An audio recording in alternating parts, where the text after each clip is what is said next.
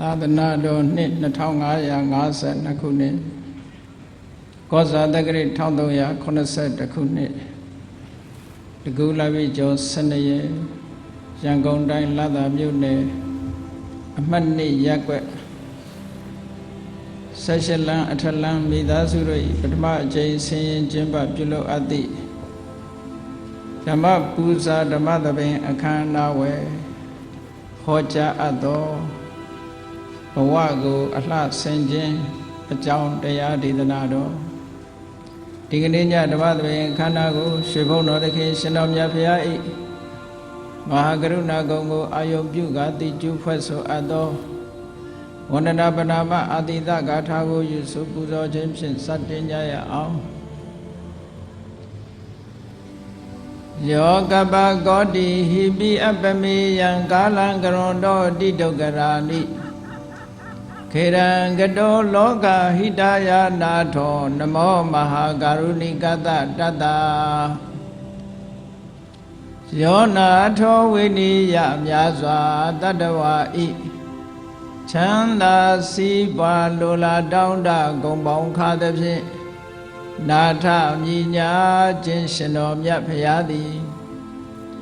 ကပ္ပကောတိဟိပိဂရေကဘာအရေးအတွက်သင်္ချာတို့ဖြင့်တော်လဲအဘယ်မေယံရည်တွေ့တိုင်းတာဖော်ပြခြင်းကမစွမ်းနိုင်ပါသောကာလလေးအသင်ခြေသိမ့်နေကဘာရှိကြသောကာလပတ်လုံးလောကဟိတယတတ္တလောကဤအကျိုးစီးပွားအလုံးငါအတိဒုက္ခရာနိဥ္စာသက်ချစ်လက်အင်္ဂါမေတ္တာကြီးမှသမိတာနှင့်တထာဇနီစွញ្ញင်းကြီးဟုကျတိထဝေငါးသွဲအစုအလွန်ခဲရင်သောမူတို့ကိုကရွန်တော်ဖရာဖြစ်ရန်ဤတန်ကျုပ်ကိုအာထုတ်တော်မူရသည်ဖြစ်၍ခေရန်လက်ချေမျက်လုံးအသက်ဆုံးလျက်နှလုံးစိတ်ဝံကိုရောဤပင်မခြင်းသို့ကတောဘဝတဏ္ဍချိန်ဖန်များစွာရောက်တော်မူခဲ့ရရှာလေပြီမဟာကရုဏီကတတတ္တဝါများယင်ဝဲသားကဲ့သို့တနာချစ်ခင်မဟာကရုဏာရှင်ဖြစ်တော်မူသောတသနာတသဝိရိယများစွာတတ္တဝါဤချမ်းသာစီးပွားလိုလားတောင်းတဂုံပေါင်းခါသဖြင့်နာထမြညာထိုရှင်တော်မြတ်ဖရာအားနမောယုတိပြောင်းပြောမှန်ကိုလျော်၍ကရောယုကျိုးရှိခိုးခြင်းသည်အထုဘဝတုစင်စစ်မသွေဖြစ်ပါစေတည်း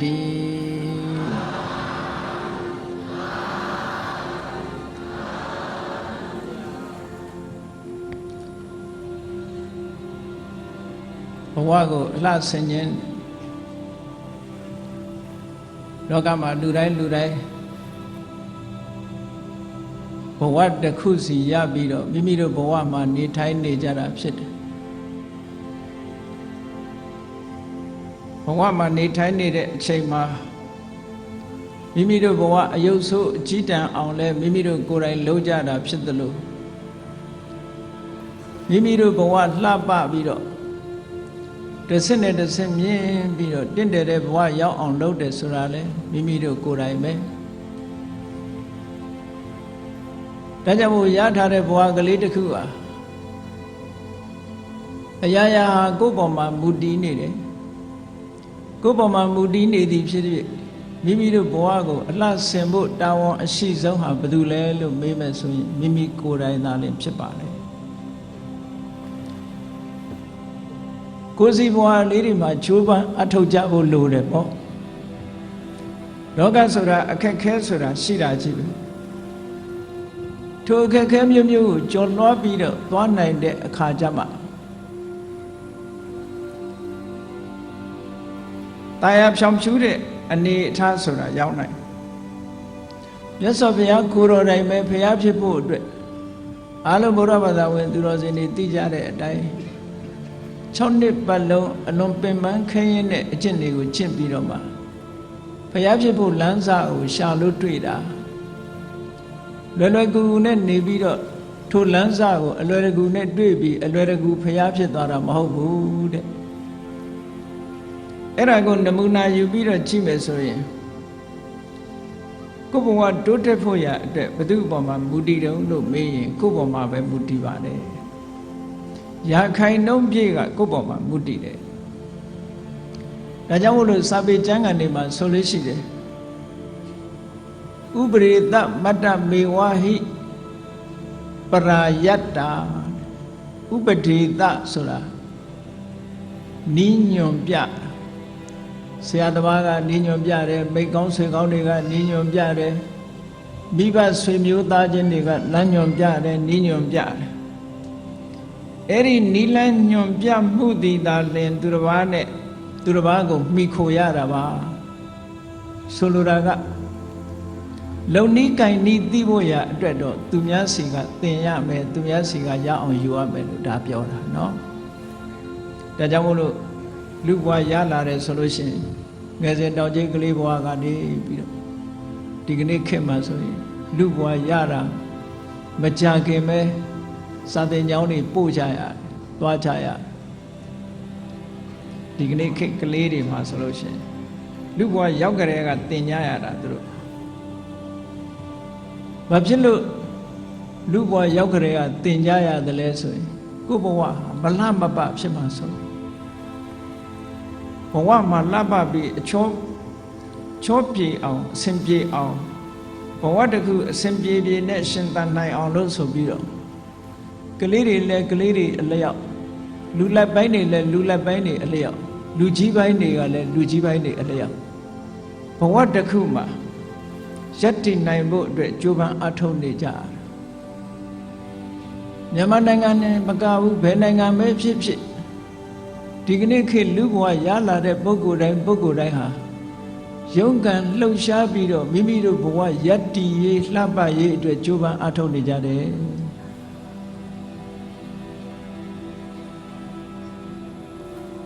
အဲ့ဒါလို့ကြိုးပမ်းအထောက်ကြမှာအောင်မြင်မှုဆိုတာရအဲ့ဒါလို့ကြိုးပမ်းအထောက်တဲ့အခါမှာမိမိရဲ့ကြီးကုန်သောမိဘတွေတို့ဆရာသမားတွေတို့ဆွေမျိုးသားချင်းတွေတို့မြင်ဆရာကြားဆရာဆိုတာလို့ပတ်ဝန်းကျင်ကမိတ်ဆွေသင်္ဃာတွေတို့ထိုပုဂ္ဂိုလ်တွေစီကစံနမူနာတွေသူတို့ရဲ့အကြံပေးချက်တွေဟောတဲ့လောက်ပဲရယူလို့ရတယ်ဒါကြောင့်မို့စာပေကျမ်းဂန်မှာဆိုထားတဲ့စကားလေးတစ်ခုကဥပရိတမတ္တနီလညွန်ပြယုံကလေးတက်တက်တာပရာယတ္တာသူတစ်ပါးနဲ့ပတ်သက်ပါတယ်တဲ့အညာတဗ္ဗတံပတ္တိတခြားအောင်မြင်မှုမှန်သမျှဟာအတ္တဒိနမေဝကိုနဲ့သာသက်ဆိုင်တယ်ဟောကိုပါကိုလောက်ရမယ်လို့ပြောတာเนาะဒီစကားဟာဘလောက်လက်တွေ့ကြသလဲဆိုတာအလုံးအသိဘယ်ရပဲဖြစ်ဖြစ်မိဘကပတ်စံတတ်နိုင်လို့ကလေးတွေကျောင်းကောင်းတွေဘလောက်ပဲပို့ဘလောက်ပဲထားသာသမီကိုယ်တိုင်ကမကြိုးစားဘူးဆိုလို့ရှိရင်အောင်မြင်မှုမရဘူးဆိုတာထင်ရှားလူကြီးပဲဖြစ်ဖြစ်လူငယ်ပဲဖြစ်ဖြစ်အခြေအနေတွေကဘလောက်ပေးကောင်းတဲ့အခွင့်အလမ်းတွေဘလောက်ရှိကိုယ်တိုင်ကကြိုးပမ်းအားမထုတ်ဘူးဆိုလို့ရှိရင်အောင်မြင်မှုဟာအနည်းငယ်သာရှိနိုင်တယ်နောက်ဆုံးလုံးဝမအောင်မဲနဲ့ဘဝတစ်ခုလုံးကြာရှုံးသွားကြတာလည်းရှိတယ်ဘာဖြစ်လို့လူဘဝဆိုတာကမ္မဖလူပစီဝီတဲ့ကမ္မဖလဆိုတာကိုလုပ်တဲ့အလုပ်ပေါ်မှာကမ္မဖလူပစီဝီနတ်တွေဆိုတာကံတရားပေါ်မှာအမိပြုပြီးတော့အသက်မွေးရလူဘဝဆိုတာကြတော့ကံတရားတစ်ခုတည်းကိုအမိပြုရတာမဟုတ်ဘူးတဲ့ဥဋ္ဌာဏဖလူပစီဝီတဲ့တက်ကြွနဲ့အမြဲတမ်းလုပ်နေဖို့လိုအပ်တယ်လို့ဆိုလူဘဝဟာကြိုးစားမှုလုံလဝီရိယကိုအခြေပြုပြီးတော့ယက်တည်ရမှာဖြစ်တယ်ကံတရားပေါ်မှာတို့တွေကံအတိုင်းပဲလို့ဆိုပြီးတော့ကံကိုယုံပြီးတော့ကိုယ့်ဘဝလုံးကိုအနှံထားရမှာလည်းမဟုတ်ဘူးနောက်တစ်ခုကဖန်ဆင်းရှင်ဆိုတာကိုယုံကြည်ပြီးတော့ဖန်ဆင်းရှင်ရဲ့ဆန္ဒအတိုင်းဖြစ်ရမယ်လို့ဆိုပြီးတော့ဖန်ဆင်းရှင်ကိုယုံကြည်ပြီးတော့လည်းအနှံထားရမှာမဟုတ်ဘူးယောက်ျားတကွန်လူရည်ချွန်က ဆိုတဲ့စကားလိုပဲလူရည်ချွန်ယောက်ျားဟာကောင်းကင်မှာရှိတဲ့ကြယ်တောင်မှအလိုရှိရင်ဆွတ်ယူနိုင်တယ်လို့ဆိုတာအာဘိစကားပြောထားတဲ့စကားတွေလူတွေလုံးလို့ရှိရင်ရတယ်ဆိုတာဒီကနေ့အမတန်မှထင်ရှားတယ်ကြည့်လေပဂတိလူတွေရဲ့အနေအထားတစ်ခုကိုပဲကြည့်လိုက်ဘုန်းကြီးတို့လူသားတွေဆိုတာဟာကာယဗလအနေနဲ့လည်းပဲဆင်ကြီးနဲ့ရှင်ပြိုင်နိုင်စွမ်းမရှိပါဘူးဆင်ရဲ့ခွန်အားကိုလူသားတွေကမမိဘူးတရိစ္ဆာန်ဖြစ်တဲ့ဆင်တဲ့ခွန်အားဗလအရာမှာနှိမ့်ချနေတယ်လို့ဒီလိုပြောတာဒါတွေလားလို့ဆိုလို့ရှိရင်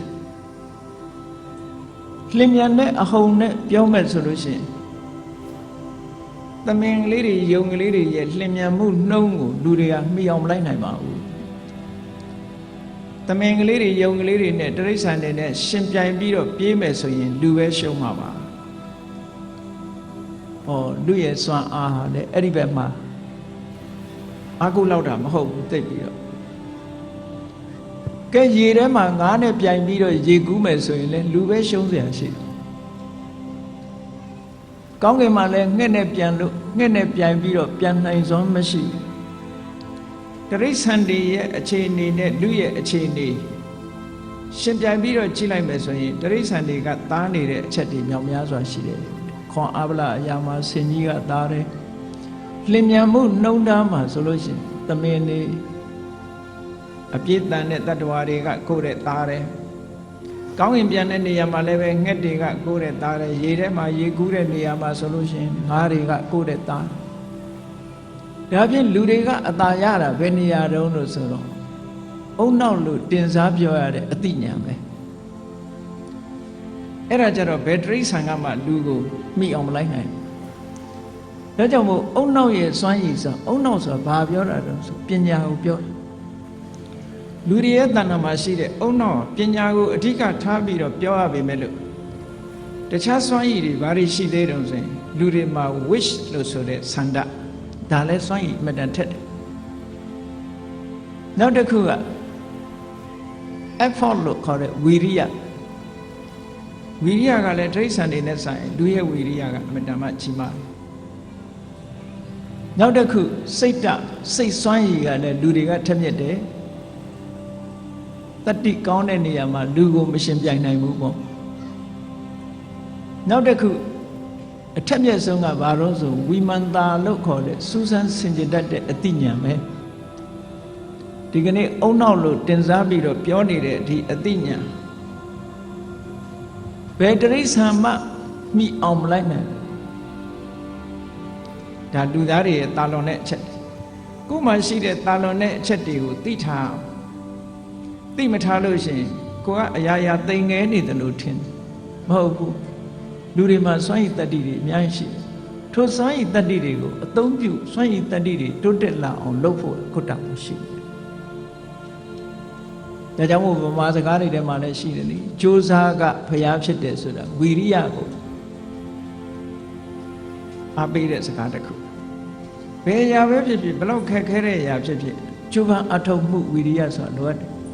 ဒါမို့လူတွေရဲ့တဏ္ဍာမှာရှိတဲ့စွမ်းရည်တတ္တိတွေစန္ဒတို့ဝီရိယတို့စိတ်တတို့ဝိမန္တတို့ဆိုတဲ့ဒီစွမ်းရည်တတ္တိတွေကအမြဲတမ်းမြင်မာသည့်အတွက်ကြောင့်ကိုယ့်ရဲ့အင်အားကြီးတဲ့စင်ကောင်ကြီးကိုလည်းထိန်းချုပ်နိုင်တယ်လူတွေကအကြည့်စွမ်းရည်တတ္တိဟာလူတွေရဲ့စွမ်းရည်တတ္တိနဲ့အသိဉာဏ်နဲ့ထိန်းချုပ်တာရေထဲမှာလျင်မြန်စွာကူးခတ်နေတဲ့ငါးတွေကိုလည်းလူတွေကဖမ်းယူထိန်းချုပ်နိုင်တယ်ကောင်းကင်မှာပြန်နေတဲ့ငှက်တွေကိုလည်းပဲထိန်းချုပ်နိုင်တယ်အပြည့်မြန်လှတယ်ဆိုတဲ့တတ္တဝါတွေကိုလည်းပဲထိန်းချုပ်နိုင်တယ်ဆိုဘာနဲ့လူတွေကအနိုင်ရနေတာတုံးလို့ဆိုလို့ခုပြောခဲ့တဲ့အုံနောက်လို့ခေါ်တဲ့အသိဉာဏ်ထိုအသိဉာဏ်နဲ့ရှင်တွဲပြီးတော့ဖြစ်လာတဲ့ဆန္ဒတို့ဝီရိယတို့စိတ်ဓာတ်တို့ဆိုတဲ့ဒီစွမ်းအားတွေရှိလို့ဒါကလောကီကိစ္စကိုပြောတာအေးလောကရဲ့ချီးပွားရေးတွေလူတွေမလုံနိုင်တာဆိုတာမရှိဘူးလုံနိုင်တယ်အကုန်လုံးမဖြစ်သေးတာသာရှိတာမဖြစ်နိုင်တာမရှိဘူးဆိုတာလိုပဲဖြစ်နိုင်တယ်မဖြစ်နိုင်တာဆိုတာမရှိဘူး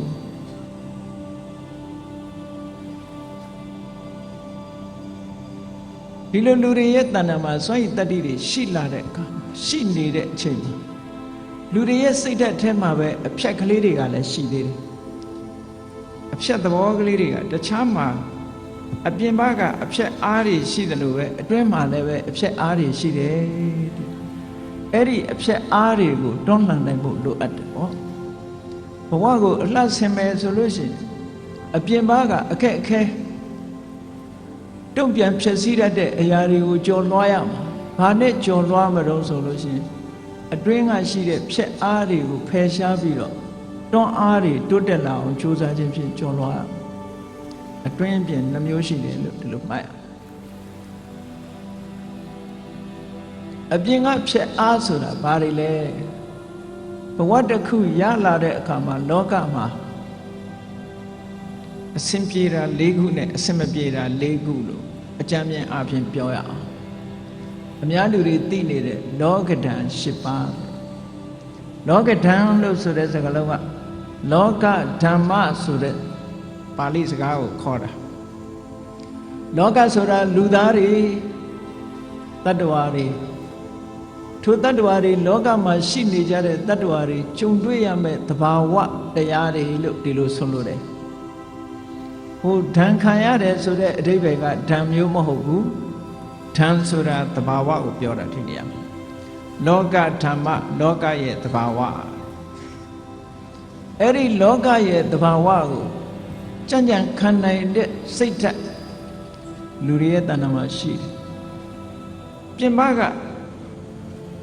အခက်အခဲတွေကိုစိတ်အားနှိမ့်ချနေလို့မကြော်လွှားနိုင်ဘူးဆိုလို့ရှိရင်အဲ့ဒီပုဂ္ဂိုလ်ဟာလောကရန်နဲ့ပဲလဲသွားနိုင်တယ်ပေါ့ကြီးပွားတိုးတက်မှုဘဝကိုအလှဆင်ဖို့မစွမ်းနိုင်လို့ဘဝမှာအယုတ်ဆိုးအကြီးတန်းပြီးတော့လက်မြောက်လို့အရှုံးပေးရတဲ့အနေအထားမျိုးရောက်သွားနိုင်တယ်အဲ့ဒီပြင်ပကလာတဲ့အခက်ခဲတွေကိုအတွင်းအားနဲ့ကြော်ဖြတ်ရမယ်အတွင်းအားနဲ့ကြော်ဖြတ်ကောင်းဆိုးလောကဓာတ်ကြံ့ကြံ့ခံလျက်လောကထဲမှာရောက်နေတဲ့ပုဂ္ဂိုလ်တိုင်းဟာအကောင်းနဲ့တွေ့ရတယ်လို့အဆိုးနဲ့လည်းတွေ့ရအကောင်းကြီးတွေ့တဲ့ပုဂ္ဂိုလ်ဆိုတာမရှိတယ်လို့ပဲအဆိုးကြီးတွေ့တဲ့ပုဂ္ဂိုလ်ဆိုတာမရှိဘူးအလုံးကြောက်ကြတဲ့အတိုင်းလောကဓာတ်ဆိုတာမြောက်များစွာရှိနိုင်တော့လဲဒီနေရာမှာအဓိကလောကဓာတ်၈မျိုးကိုပြောမယ်ဆိုရင်လာဘနဲ့အလာဘစီးပွားရေးတွေအဆင်ပြေလို့ငွေကြေးမြောက်များရတယ်အလာဘစီးပွားရေးအဆင်မပြေဘူးဝင်ငွေတွေမရဘူးဟော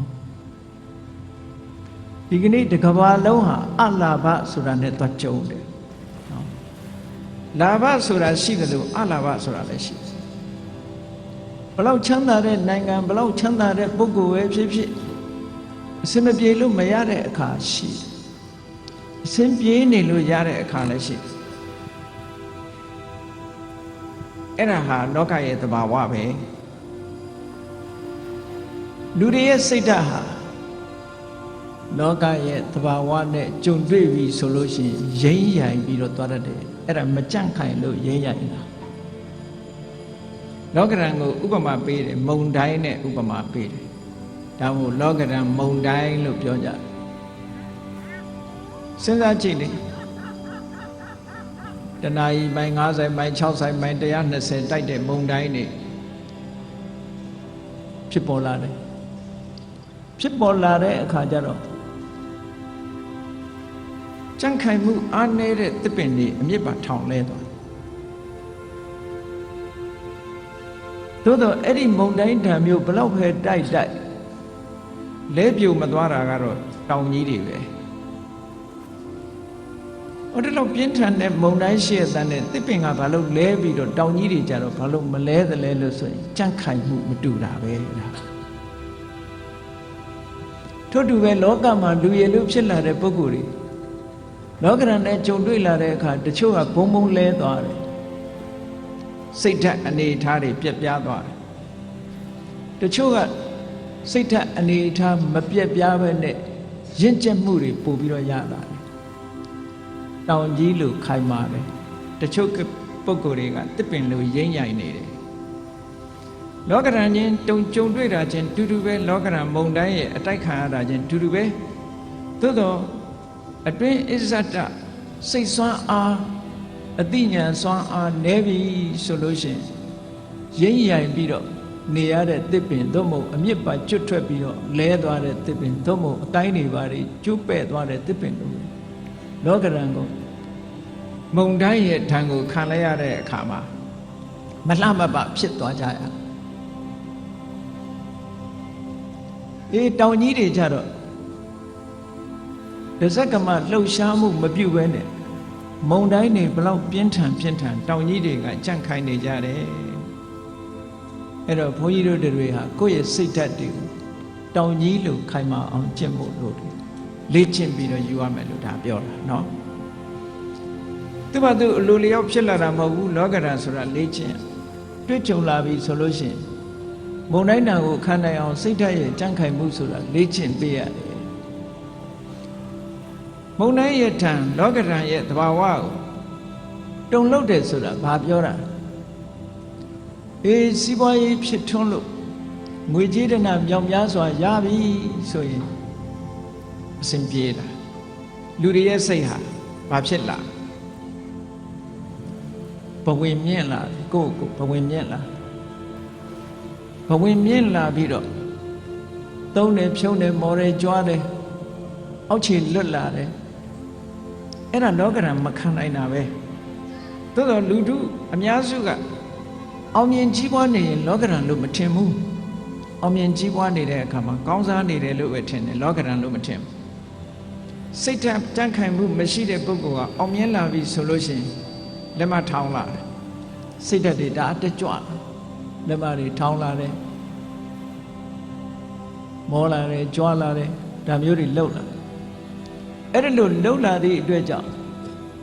စိတ်ဓာတ်ကြန့်ခိုင်မှုအားနည်းသည့်အတွက်ကြောင့်ဘာဖြစ်တုံးဆိုရင်အဲ့ဒီပုဂ္ဂိုလ်မျိုးဟာအောင်မြင်မှုမရတော့ဘူးဆိုတဲ့အလာဘလောကဓာတ်နဲ့ကြုံလိုက်ပြီဆိုရင်စိတ်ဓာတ်တွေတခါတည်းကျ depression တွေဝင်လို့ကိုယ့်ကိုယ်စူးစိုက်လုပ်သွားကြတာတွေအများကြီးပဲဒီကနေ့ခေတ်မှာနော်မြန်မာနိုင်ငံမှာရှိတဲ့ပုဂ္ဂိုလ်တွေကဘုရားမြတ်စွာဟောကြားတဲ့တရားဓမ္မတွေကိုနာကြရတယ်ငယ်စဉ်တောင်ကြီးကလေးဘဝကလေးကပစ္စည်းသင်္ခါရလူသင်္ခါရပဲဆိုတဲ့အတွေးကလေးတွေဓမ္မအမြင်ကလေးတွေနဲ့လောကဓာတ်ကိုကြံ့ကြံ့ခံထားနိုင်သေးတယ်ဆိုးဆိုးဝါးဝါးကြီးထီအောင်ဖြစ်မသွားဘူးတချို့နိုင်ငံတွေမှာဆိုလို့ရှိရင်ဆိုးဆိုးဝါးဝါးကြီးဖြစ်သွားတချို့ပုဂ္ဂိုလ်တွေကဘဝကိုအဆုံးစီရင်ပြီးတော့မလှမပဖြစ်သွားကြလောကဓာတ်မခံနိုင်ဘူးဆိုလို့ရှိရင်ကြီးပွားလို့ရှိရင်လည်းပျက်စီးတာပဲဆုပ်ယုပ်လို့ရှိရင်လည်းပျက်စီးတာပဲဘဝဟာမလှမပဖြစ်ဘာကြောင့်လို့ဆိုစိတ်ဓာတ်ကြံ့ခိုင်မှုအားနည်းလို့ပဲအဲ့ဒီနေရာမှာစိတ်ဓာတ်ကြံ့ခိုင်အောင်မြတ်စွာဘုရားကဘလို့ဩဝါဒပေးထားလဲဆုံးမထားလဲဘုရားဘာသာဝင်သူတော်စင်တွေဆိုတာမြတ်စွာဘုရားရဲ့အဆုံးအမကိုလိုက်နာပါမယ်လို့အာမခံထားတဲ့ပုဂ္ဂိုလ်တွေပဲဗုဒ္ဓံတရဏံကိစ္ဆာမိလို့ဆိုထားတာကိုကဘုရားကိုကိုးကွယ်ရတယ်လို့အတိမပြုပါတယ်ဘုရားကိုကိုးကွယ်တယ်လို့ဆိုတာဘာအတွက်ကိုးကွယ်တာတုံးလို့သိချကြည့်မယ်စီးပွားတိုးတက်ဖို့ကိုးကွယ်တာမဟုတ်ဘူးဘုရားကိုးကွယ်တာများသောအားဖြင့်တချို့ကစီးပွားတိုးတက်ခြင်းလို့ကိုးကွယ်တာအဲ့ဒီလိုစီးပွားတိုးတက်ခြင်းလို့ကိုးကွယ်တာဟာသိပြီးတော့အစစ်မမြင့်မိယိုးဖလားကိုးကွယ်တာမျိုးလည်းမဟုတ်စေရဘူး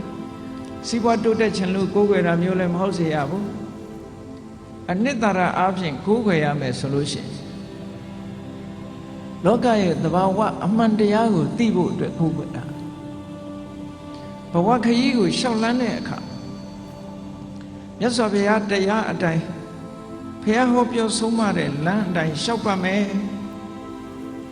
မြတ်စွာဘုရားကိုလမ်းညွှန်ချက်အတိုင်းယုံကြည်တယ်မျက်နှိုးတယ်ဆိုတဲ့စိတ်ဓာတ်နဲ့ကိုးကွယ်တာအဲ့ဒါလို့ကိုးကွယ်မှဘုရားကိုကိုးကွယ်တယ်ဆိုတဲ့အဓိပ္ပာယ်ကပို့ပြီးတော့ထိရောက်မြတ်စွာဘုရားကဟောတယ်လို့လာဘတို့အလာဘတို့လို့ဆိုတဲ့ပစ္စည်းဥစ္စာရမည်မှုအောင်မြင်မှုရရှိမှုအောင်မြင်မှုမရရှိမှုဆိုတဲ့အကောင်းအဆိုးလောကဓာတ်နှမျိုးနဲ့ကြုံတွေ့တဲ့အခါမှာမြတ်စွာဘုရားကဘာအမိန့်ရှိတုံးဘာဆုံးမဩဝါဒပေးတုံးလို့ဆိုလို့ရှိရင် လာဘနဲ့တွေ့ရင်လည်းပဲမောက်မှတက်ကြွခြင်းမဖြစ်စေနဲ့တဲ့အလာဘဆိုတဲ့အဆိုးလောကရန်နဲ့တွေ့တဲ့အခါမှာလည်းပဲစိတ်ထမကြနဲ့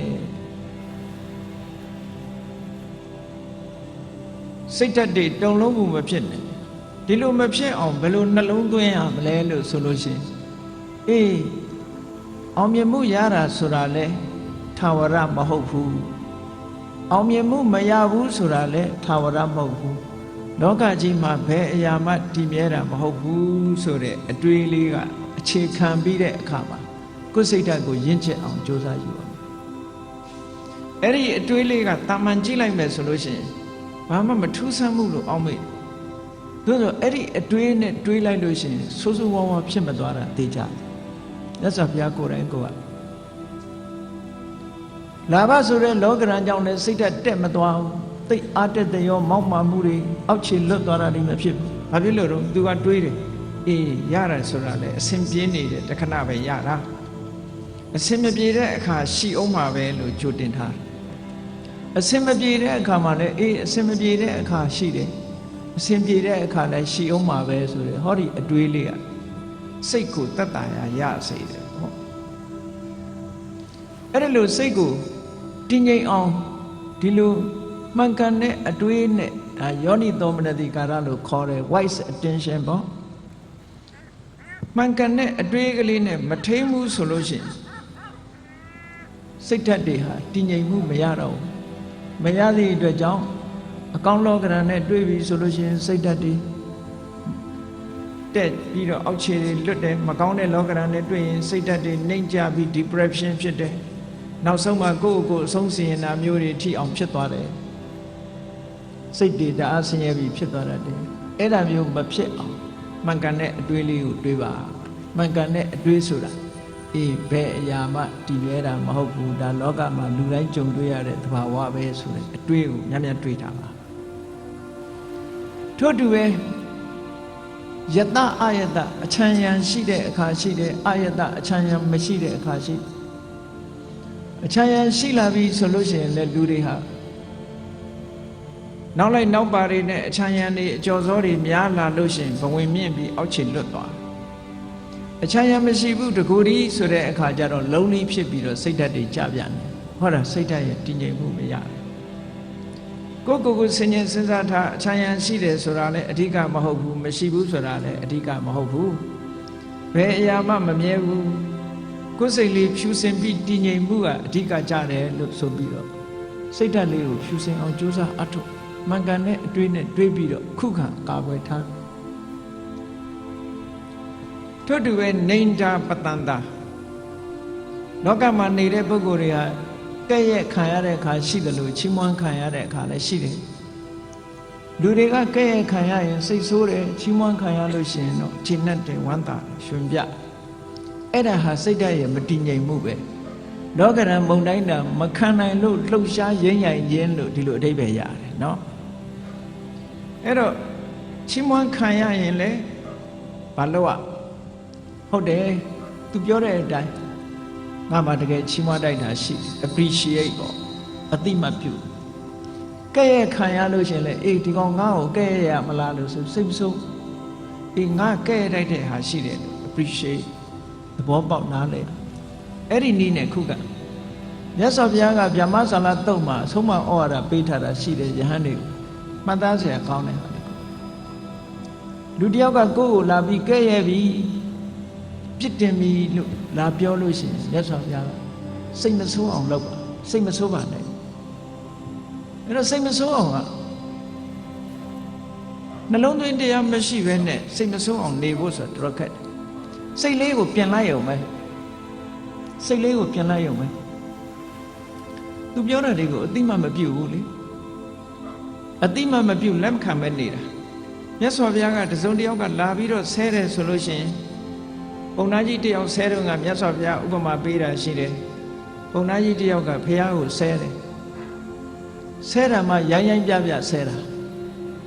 မျက်နာကိုကြည့်ပြီးတော့ရိုင်းရိုင်းပြပြဆဲတာမြတ်စွာဘုရားကလက်မခံဘူးဒီတိုင်းပဲနေတယ်အသာလေးတုံ့ပြန်မှုမပြုတ်ဘူးဆဲလို့အားရသွားပြီဆိုတဲ့အခါမြတ်စွာဘုရားကသူ့ကိုမေးခွန်းထုတ်တယ် မင်းအိမ်မှာမိတ်ဆွေသင်္ကားတွေလာတဲ့အခါမုံပဲသေးစားတွေနဲ့လက်မခံဘူးအဲ့မခံဘူးလားလို့ဆိုအဲ့ခံတယ်အဲ့ဒီမုံပဲသေးစားတွေကိုအဲ့တဲ့ကစားမသွားရင်ဘယ်သူဟာလဲလို့ဆိုဒါအဲ့ခံတဲ့လူအိမ်ရှင်ရဲ့ဟာပဲပေါ့အဲ့ဒါလိုပဲမင်းကငါ့ကိုဆဲရေးချင်းဖြင့်အဲ့ခံတယ်ငါလက်မခံဘူးအဲ့တော့ဆဲရေးတာမှန်တယ်ဗျမင်းဟာဒီပဲငါလည်းမဆိုင်ဘူးဆဲတဲ့လူကိုပြန်ဆဲလို့ရှိရင်လက်ခံရရောက်တယ်သူဟာကိုအတိမပြုတ်လိုက်ရရောက်တယ်ဆဲတဲ့ပုဂ္ဂိုလ်ပြန်မဆဲပဲနေမှသူကအတိမမပြုတ်ရရောက်တယ်ကိုယ်စီမရောက်တာဘူးအတန်ရောက်တာပဲရှိတယ်ကိုယ်စိတ်ကိုလှုပ်ရှားအောင်လုပ်နေမုံတိုင်းကြီးဘလောက်ပြင်းပြင်းတောင်ကြီးသည်မလှုပ်တယ်လို့ပဲတစ်ပိုင်လိုရိမ့်ထိုးပြီးတော့မသွားဘူးကြန့်ခိုင်တဲ့စိတ်ဓာတ်အဲ့ဒီဗြဟ္မဇာလတုံမှာမြတ်စွာဘုရားကဘယ်လိုဟောထားလဲအေးကိုယ်ကိုလာကဲ့ရဲ့လို့ရှင်စိတ်မဆိုးနဲ့ဘာဖြစ်လို့စိတ်မဆိုးနဲ့ပြောရင်စိတ်ဆိုးနေရင်တိုးတက်မှုအန္တရာယ်ဟာမင်းမှာပဲဖြစ်ပြီတိုးတက်မှုအတွက်အနှောက်အယှက်ဖြစ်သွားလိမ့်မယ်ဒါတည်းမကဘူးစိတ်ဆိုးတဲ့ပုဂ္ဂိုလ်တယောက်ဟာအတိညာမှာတုံးသွားတစ်ဖက်သားပြောတဲ့စကားအကောင်းဆိုးအကြောင်းကျိုးဆိုတာ तू မစင်စားနိုင်တော့စိတ်ဆိုးတာနော်စိတ်ဆိုးလိုက်တာနဲ့တပြိုင်တည်း तू ကအကောင်းဆိုးအကြောင်းကျိုးနားမဒီကလေးကကိုယ်ကနစ်နာနေပြီအဆဲလဲခံရသေးတယ်အကဲ့ရဲ့လဲခံရသေးတယ်ကိုယ့်ရဲ့ရင်ထဲနှလုံးထဲမှာလှုပ်ရှားပြီးတော့အကောင်းဆိုးအကြောင်းကျိုးသိတတ်တဲ့အသိပညာလဲကိုယ်မှမဖြစ်ဘူးဆိုကိုယ့်ရဲ့ဆုံးရှုံးမှုတွေဒီမှာပဲရှိနေပြီအဲ့ဒါကြောင့်မြတ်စွာဘုရားကတုံမန်ယေဝတ္တတေနအန္တရာယောကဲ့ရဲ့လို့ဆင်းပြန်ပြီးတော့စိတ်ဆိုးနေမယ်ဆိုလို့ရှိရင်ကိုယ့်အတွက်ပဲတိုးတက်မှုရဲ့အန္တရာယ်ဖြစ်မယ်တိုးတက်မှုရဲ့အန္တရာယ်ဖြစ်ယုံနေမကဘူးသူပြောတဲ့စကားရဲ့ကောင်းလားအဆိုးလားဆိုတာမခွဲခြားနိုင်တော့ဘူးဒေါသဖြစ်နေသည့်အတွက်ကြောင့်ဒေါသစိတ်မှုန်းနေသည့်အတွက်ကြောင့်အကောင်းဆိုးခွဲခြားနိုင်ဘူးတဲ့အဲ့ဒီကလေးကမှားမှားယွင်းယွင်းလုပ်တော့မယ်ဆိုတဲ့အဓိပ္ပာယ်ရနေနော်အဲ့တော့မြတ်စွာဘုရားကဒါဖြင့်ငုံခံနေရမှာလားကဲ့ရဲ့လာလို့ရှိရင်ကဲ့ရဲ့လာတဲ့စကားကိုငုံခံရမလားလို့ဆိုမဟုတ်ဘူးတဲ့မြတ်စွာဘုရား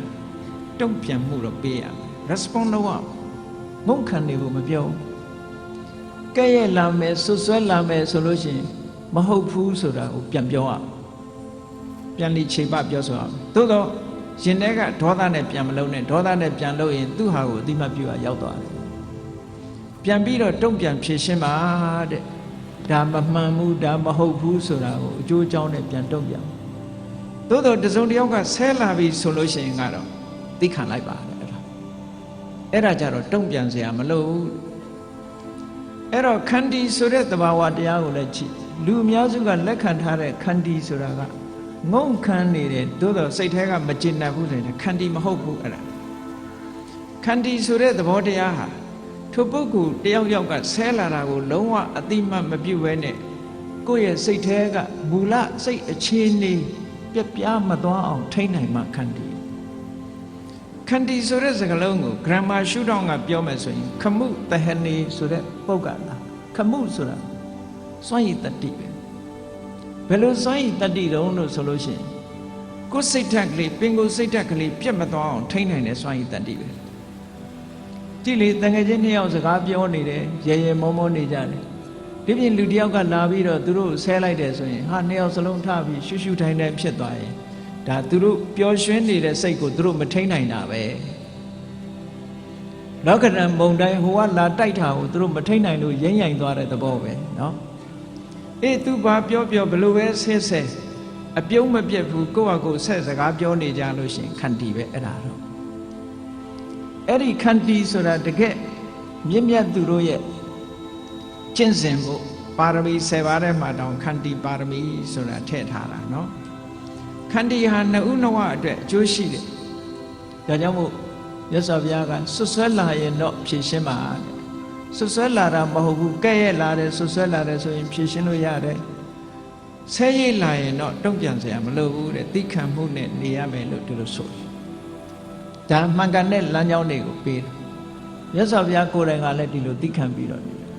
သိခံလိုက်တဲ့ဖြင့်တစ်ဖက်သားဟာသူ့ဘာသူအလိုလိုဆေးမှုတွေရပ်တန့်ပြီးတော့သွားတယ်နောက်ဆုံးမှာစိတ်ဓာတ်တွေပါပြောင်းလဲသွားစေနိုင်တယ်သိခံမှုရဲ့စွမ်းအား မြတ်စွာဘုရားကသီးခံမှုရဲ့စွမ်းအားနဲ့အမတန်ချမ်းသာတဲ့ပုဂ္ဂိုလ်တွေကိုအနိုင်ယူခဲ့ဘူးတယ်အာလဝကကြီးကိုအနိုင်ယူခဲ့တာသီးခံတဲ့စိတ်နဲ့အနိုင်ယူခဲ့တာပဲလောက်ချမ်းသာတဲ့ပုဂ္ဂိုလ်ပဲဖြစ်ဖြစ်သီးခံမှုဆိုတာနဲ့အနိုင်ရခဲ့တယ်ပေါ့ဒီကနေ့ခေတ်မှာလည်းပဲသီးခံနေလို့နောက်ဆုံးအနိုင်ရသွားတဲ့ပုဂ္ဂိုလ်တွေရှိပါတယ်စိတ်ဓာတ်စွမ်းအားနောက်ဆုံးမှသီးခံနေသည့်အတွက်ကြောင့်ကိုကရှုံးသွားအောင်အရှုံးမဟုတ်ဘူးအရှုံးဆိုတာဘာကိုပြောတာတုံးလို့မေးမယ်ဆိုရင်ကိုယ့်ရဲ့တန်တန်မှာအကုသိုလ်တွေဖြစ်သွားမှအရှုံးပါတဲ့သို့တော့လူတွေကအကုသိုလ်ဖြစ်သွားတာကိုအရှုံးလို့မထင်ဘူးဘာကိုအရှုံးထင်တော့ဆိုရင်ဂုံကိုထိခိုက်လို့စော်ကားခံလိုက်ရလို့ဂုံရှုံးသွားတာကိုရှုံးတယ်လို့ထင်တယ်ပစ္စည်းဥစ္စာဆုံးရှုံးသွားမှဆုံးရှုံးတယ်လို့ထင်တယ်တစုံတစ်ခုဆုံးရှုံးသွားမှဆုံးရှုံးတယ်လို့ထင်တယ်ကိုယ်စိတ်ဓာတ်ကလေးကောင်းမွန်တဲ့စိတ်ဓာတ်ကလေးဆုံးရှုံးသွားတာကြတော့နှမျောရကောင်းမှမသိဘူးတကယ်အနှစ်သာရကကိုယ်စိတ်ဓာတ်ကလေးဆုံးရှုံးမှုကအနှစ်သာရမဆုံးရှုံးမှုကပိုတာဝန်ရေးကြည့်တယ်ပစ္စည်းဥစ္စာဆုံးရှုံးသွားတာအပင်ငရဲမရောက်ဘူးဂုဏ်သိက္ခာတွေဆုံးရှုံးသွားတာအပင်ငရဲမရောက်ဘူးသိခံလိုက်သည့်အတွက်ကြောင့်ဘာကအပင်ငရဲရောက်တော့ဆိုရင်တုံ့ပြန်ပြီးတော့ဒေါသထွက်လိုက်ရင်အဲ့ဒီဒေါသအထိမကောင်းတဲ့ပုံကိုအ ਨੇ ဆုံးတော့အယုတ်ဆိုးအကြည့်တန်တဲ့ဘဝကိုပို့ပေးတယ်ဒီကနေ့ခေတ်လူတွေမှာကြည့်လိုက်တချို့မျက်နှာလေးတွေပြုံးရွှင်တဲ့မျက်နှာရှိတယ်တချို့မျက်နှာတွေကပြုံးလို့မရတဲ့မျက်နှာမျိုးကြီးတွေရှိဘာဖြစ်လို့ဟိုဘဝတော့ခဏခဏစိတ်တူခဲ့လို့စိတ်တူနေတဲ့အချိန်မှန်နဲ့ကြည့်လိုက်ပေါ့ဘလို့မှမလှဘူးလေစိတ်တူနေတဲ့မျက်နှာအဲ့ဒီမျက်နှာမျိုးကြီးတွေကြီးပဲနောက်ရဆက်ပြီးအဲ့ဒါကိုယ့်အတွက်ဆုံးရှုံးမှုဘဝမှာမလှမပဖြစ်တယ်လို့ဒီလိုပြောတာနော်အေးဒါကြောင့်မလို့ဗျာမဇာလတုတ်တံမှာမြတ်စွာဘုရားကဒီလိုဟောတာထို့တူပဲပတန်တာလို့ခေါ်တဲ့ချီးမွမ်းခံရမှုနဲ့ကျုံလာပြီဆိုလို့ရှိရင်ဘာလို့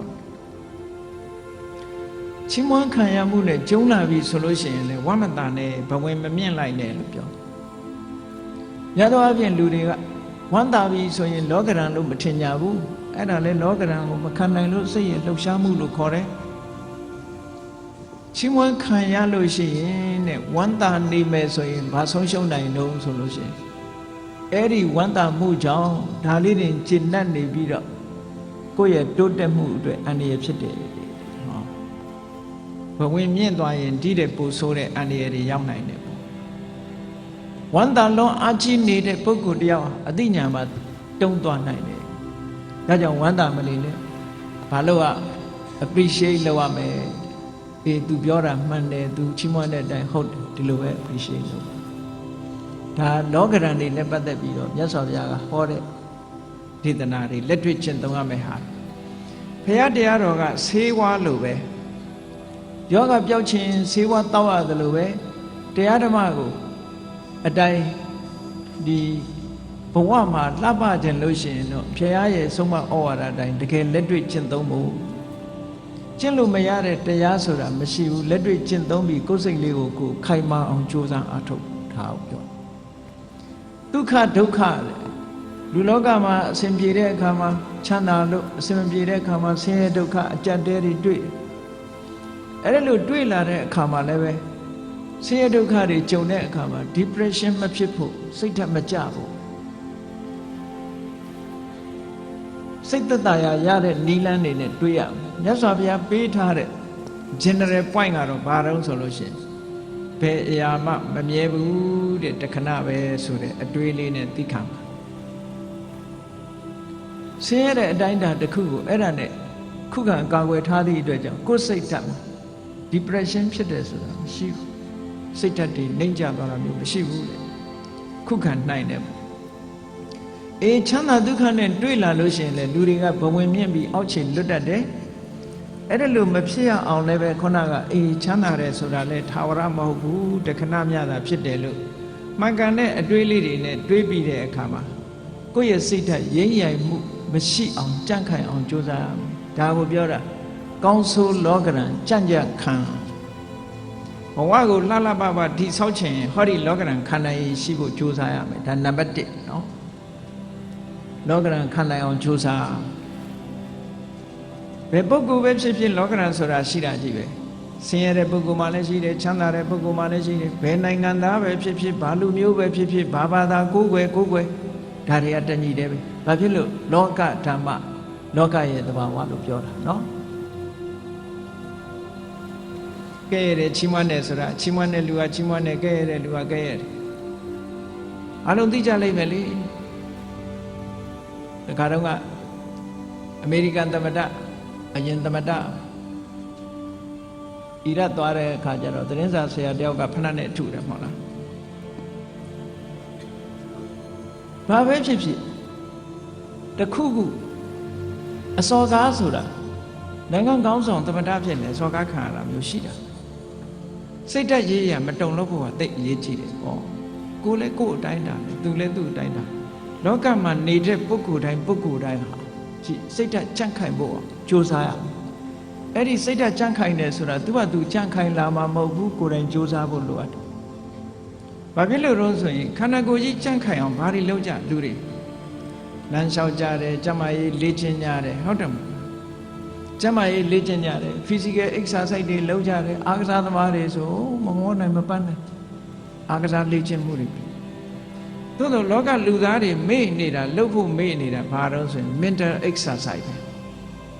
စိတ်ကိုကြန့်ခိုင်အောင်ကြိုးစားမှုကြတော့အားပြော့နေကြတယ်အဲ့ဒါလို့အားပြော့နေကြသည့်အတွက်ကြောင့်တလောကလုံးတစ်ကမ္ဘာလုံးမှာရှိကြတဲ့လူသားတွေဟာလောကဓာတ်နဲ့ကြုံလိုက်လို့ရှိရင်ရိမ့်ရိုင်ထွက်သွားတယ်စိတ်ဓာတ်ကြန့်ခိုင်မှုအတွက်ကလည်းပဲ physical exercise လုပ်တယ်လို့ mental exercise လုပ်ဖို့လိုအပ်တယ်ပေါ့အဲ့ဒါတရားကျင့်တယ်ဆိုတာအဲ့ဒါပြောတာနော်တရားကျင့်တယ်ဆိုတာအဲ့ဒါပြော physical exercise လုပ်တယ်ဆိုလို့ရှိရင်လူတွေကလမ်းထွက်ရှောင်းရတယ်ကျန်းမာရေးလေ့ကျင့်ရတယ်အပြေးလေ့ကျင့်တယ်ခန္ဓာကိုယ်ကြန့်ခိုင်အောင်လုပ်တယ်ဒါဖြင့်စိတ်ဓာတ်ကြန့်ခိုင်အောင်မလုပ်အောင်တရားထိုင်တယ်တို့စိတ်ဓာတ်လေ့ကျင့်ခန်းယူတယ်စိတ်တည်ငြိမ်အောင်ကြိုးစားတယ်ကိုယ်အိမ်မှာကိုယ်နေရင်ကနေပြီးတော့မှန်ကန်တဲ့အတွေးကလေးတွေတွေးတယ်ဆိုပါစို့လောဘစိတ်တွေများနေတယ်တွေ့တာစိတ်တွေများနေတယ်တူနဲ့တူခင်မင်ပြီးတော့သိတွေ့တာမှုတွေများနေလို့ရှိရင်တွေးလေအေးလူဆိုတာတနေ့ကျတော့ခွဲရအောင်ပါပဲဟောမခွဲခင်တို့ဘာတွေလုပ်မလဲတချို့ကအဲ့ဒါမျိုးကိုစဉ်းစားရမှာမစဉ်းစားချင်ဘူးပေါ့စိတ်ဓာတ်ကြန့်ခိုင်အောင်အဲ့ဒါလေးကလေ့ကျင့်ပေးရဆိုပါစို့လူပြိုနေတဲ့အရွယ်ရှိတဲ့ပုဂ္ဂိုလ်တွေကစဉ်းစားရမှာပါဇရာဓမ္မောမိဇရံအနတ္တိတောငါမှအိုခြင်းသဘောရှိတယ်အိုတဲ့သဘာဝငါမှရှိနေတဲ့အိုခြင်းတရားကိုငါမလွန်မြောက်နိုင်သေးဘူးလို့ဒီဟာစိတ်ဓာတ်ကြန့်ခိုင်အောင်လေ့ကျင့်မှုတစ်ခုပဲတချို့အဲ့ဒါတွေတွေးရင်စိတ်ပြည့်စရာကြီးလို့ထင်တယ်မဟုတ်ဘူးစိတ်ပြည့်စရာတွေးတာမဟုတ်ဘူးသဘာဝအမှန်ကိုသိအောင်ကြိုးစားစိတ်ဓာတ်ဆိုတာသဘာဝအမှန်ကိုသိမှတည်ထက်တယ်ရင့်ကျက်လာဗျာဒိဓမ္မောမိဗျာဒိနာတိတောအေးငါခန္ဓာကိုယ်ကြီးဟာနာရတဲ့သဘောရှိတယ်နာခြင်းတရားကိုငါမလွန်မြောက်နိုင်သေးဘူးတွေးပါဆင်ញင်စဉ်းစားပေးပါလေ့ကျင့်ပေးပါစိတ်ကိုဒါနဲ့လေ့ကျင့်ပေးအာယုန်နဲ့စိတ်ကိုလေ့ကျင့်ကောင်းတဲ့အာယုန်နဲ့စိတ်ကိုလေ့ကျင့်တာခေါ်တယ်မရဏဓမ္မောမိမရဏနာတိတောလူတိုင်းဟာသိခြင်းသဘောရှိတယ်ငါလည်းပဲသိခြင်းသဘောရှိတယ်သိခြင်းတရားကိုငါမလွန်မြောက်နိုင်ဘူးလေ့ကျင့်ပေးပါလေ့ကျင့်ပေးသည့်အတွက်ကြောင့်ဟောတန်ရောစင်တွေရောပါလာအတွေ့အတာတွေရောပါလာလူတွေကထင်တယ်အတွေ့အတာရောပါသွားလို့ရှိရင်တူနဲ့တူကွဲသွားလိမ့်မယ်လို့ထင်တယ်မဟုတ်ဘူး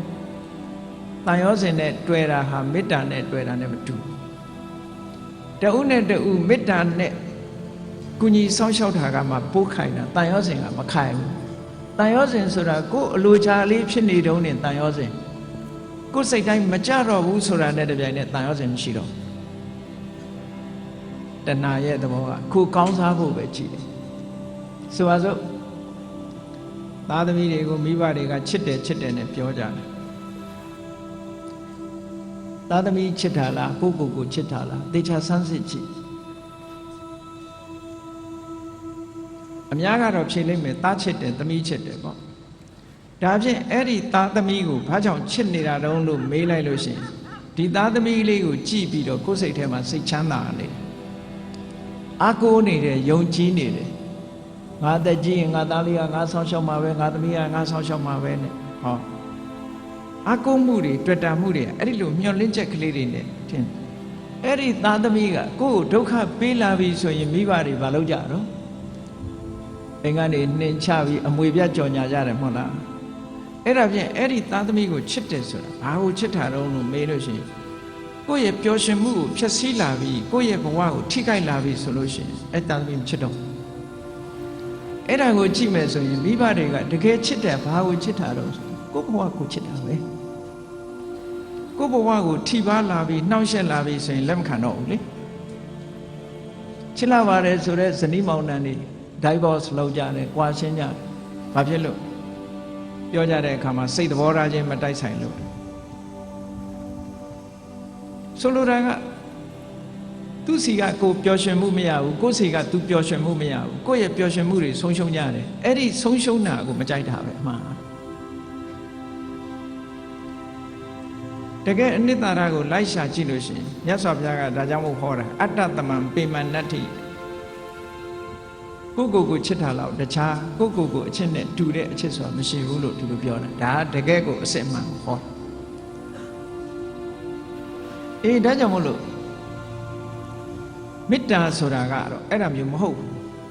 တဏှာကရယူလို့တယ်ခံစားလို့တယ်ဒါတဏှာချစ်မေတ္တာချစ်ဆိုတာကအဲ့ဒါမျိုးမဟုတ်ဘူးသူများအတွက်ပေးဆက်ခြင်းမေတ္တာချစ်ကသူများအတွက်ပေးဆက်တယ်တဏှာကကိုယ့်အတွက်မေတ္တာကသူ့အတွက်လှုပ်တာကပို့ပြီးတော့ခိုင်မြဲတယ်ဘာဖြစ်လို့လို့ဆိုစဉ်းစားရတယ်သူ့အတွက်စဉ်းစားတာကိုယ့်အတွက်မစဉ်းစားဘူးဟိုတစ်ဖက်ကလည်းမေတ္တာနဲ့ဆိုရင်သူ့အတွက်စဉ်းစားတယ်ကိုယ့်အတွက်မစဉ်းစားဘူးအဲ့ဒီတော့သူ့အတွက်ဆင်ပြေးနေလို့ရှိရင်ဟောမကွဲမကွာဖြစ်တာပေါ့ဟိုလူကလည်းငါအတွက်စဉ်းစားတယ်ဟိုလူကလည်းငါအတွက်စဉ်းစားတယ်နှစ်ဦးကိုယ့်အတွက်ကြည့်ပဲစဉ်းစားတယ်လိုဘပြည့်နေတဲ့အချိန်မှာတော့ကိုယ့်အတွက်ဖြစ်နေရင်ရှင်းတတ်တယ်ကိုယ့်အတွက်မဖြစ်တာနဲ့တပြိုင်တည်းခွဲကြရအောင်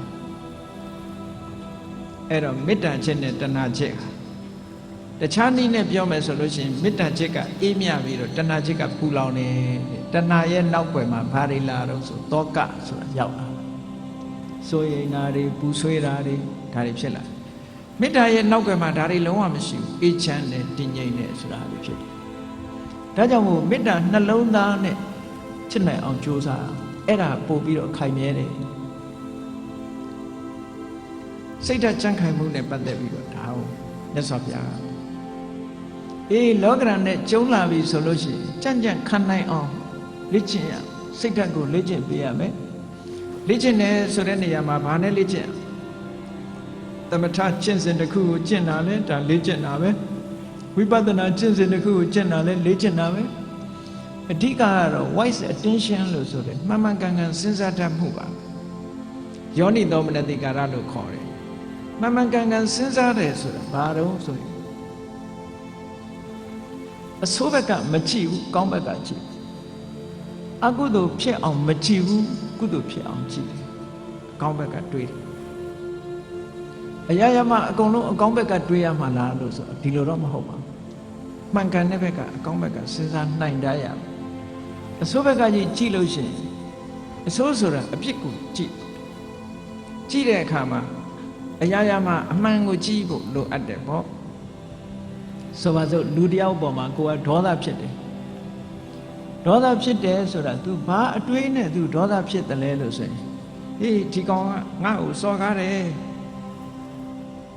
တက်စော်ကားတာပဲဆိုတဲ့အဲ့ဒီအတွေးတွေနဲ့တွေးလိုက်မယ်ဆိုလို့ရှိရင်ဒေါသဖြစ်လာမှာ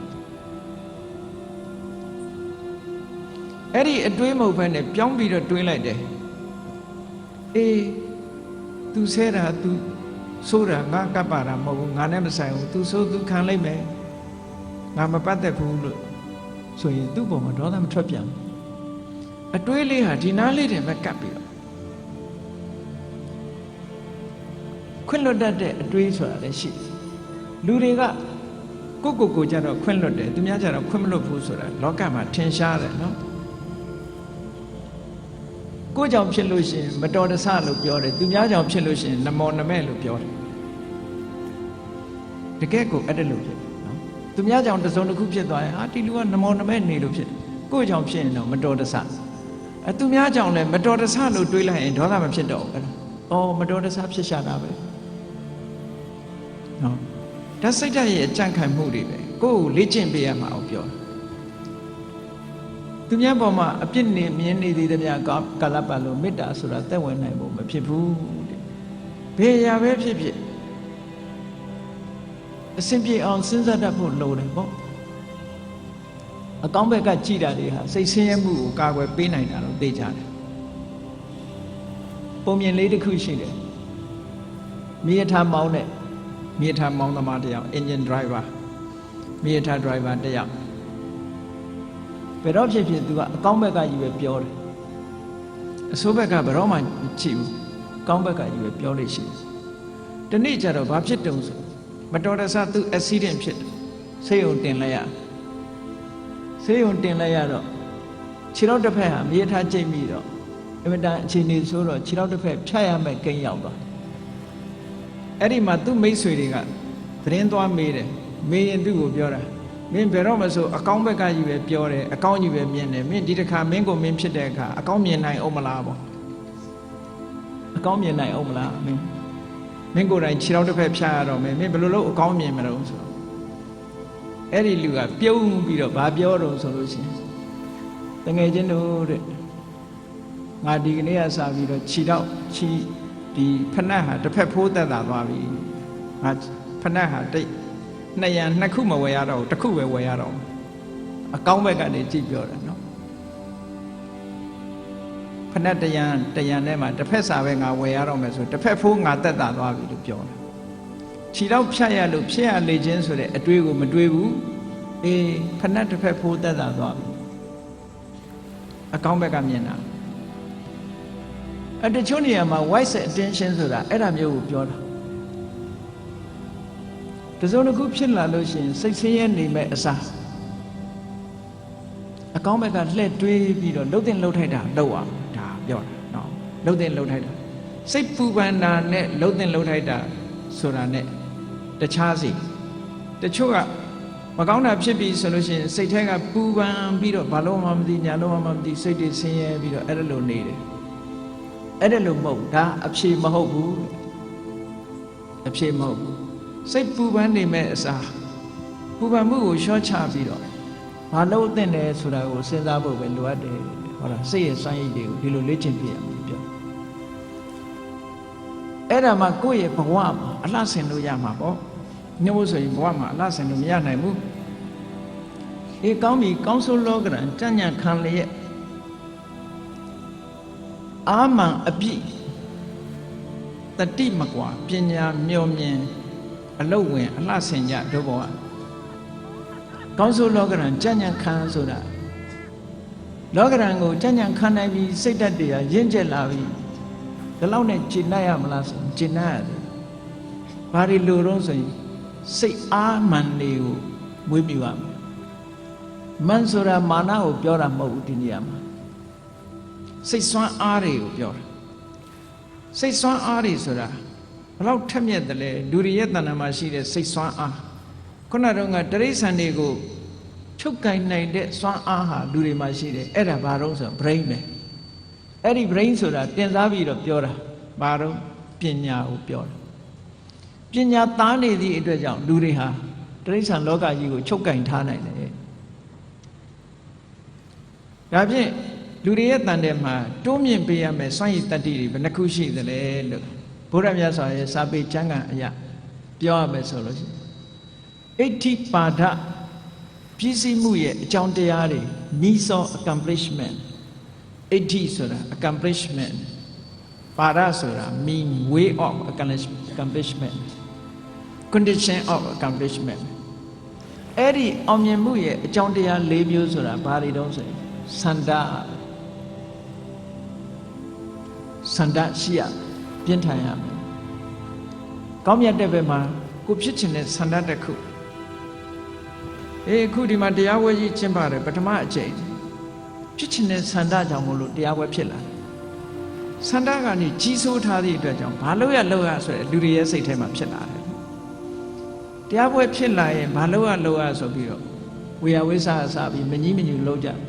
ဟောဖြစ်ချင်တဲ့စန္ဒလေးကြောင့်မလို့ဖြစ်တာလေတရားပွဲရှိလို့တရားလာနာတယ်ဆိုအေးဘလောက်ဝေးတဲ့အရာပဲဖြစ်တရားနာခြင်းနဲ့ဆိုတဲ့စန္ဒကြောင့်လူကိုယ်တိုင်ဒီရောက်လာတာ အကယ်၍ဒီစန္ဒလေးသာမပေါ်ခဲ့ဘူးဆိုလို့ရှိရင်တရားပွဲလည်းမဖြစ်ဘူးတရားနာလည်းမလာနိုင်ဘူးเนาะအဲ့တော့စန္ဒရဲ့စွမ်းအားဘလောက်ကြီးတယ်လဲဆိုတာစန္ဒအပေါ်မှာဘလောက်ယုံကြည်တိုက်တယ်လဲအားကိုးတိုက်တယ်လဲဒါစိတ်စွမ်းအားတစ်ခုပဲเนาะဒါကြောင့်မို့မြတ်စွာဘုရားကစန္ဒကိုအဋ္ဌိပါဒအောင်မြင်မှုရဲ့အကြောင်းတရားတစ်ခုပါတဲ့ပါဠိစာပေမှာလည်းပဲဆိုထားတာရှိတယ်စန္ဒဝတ္တောဂိဏမကမ္မနာသိစတိစန္ဒရှိတဲ့ပုဂ္ဂိုလ်မှာမအောင်မြင်နိုင်တဲ့အရာဆိုတာမရှိဘူးတဲ့အလုံးပြည့်စည်နိုင်တယ်ဟုတ်တယ်လေ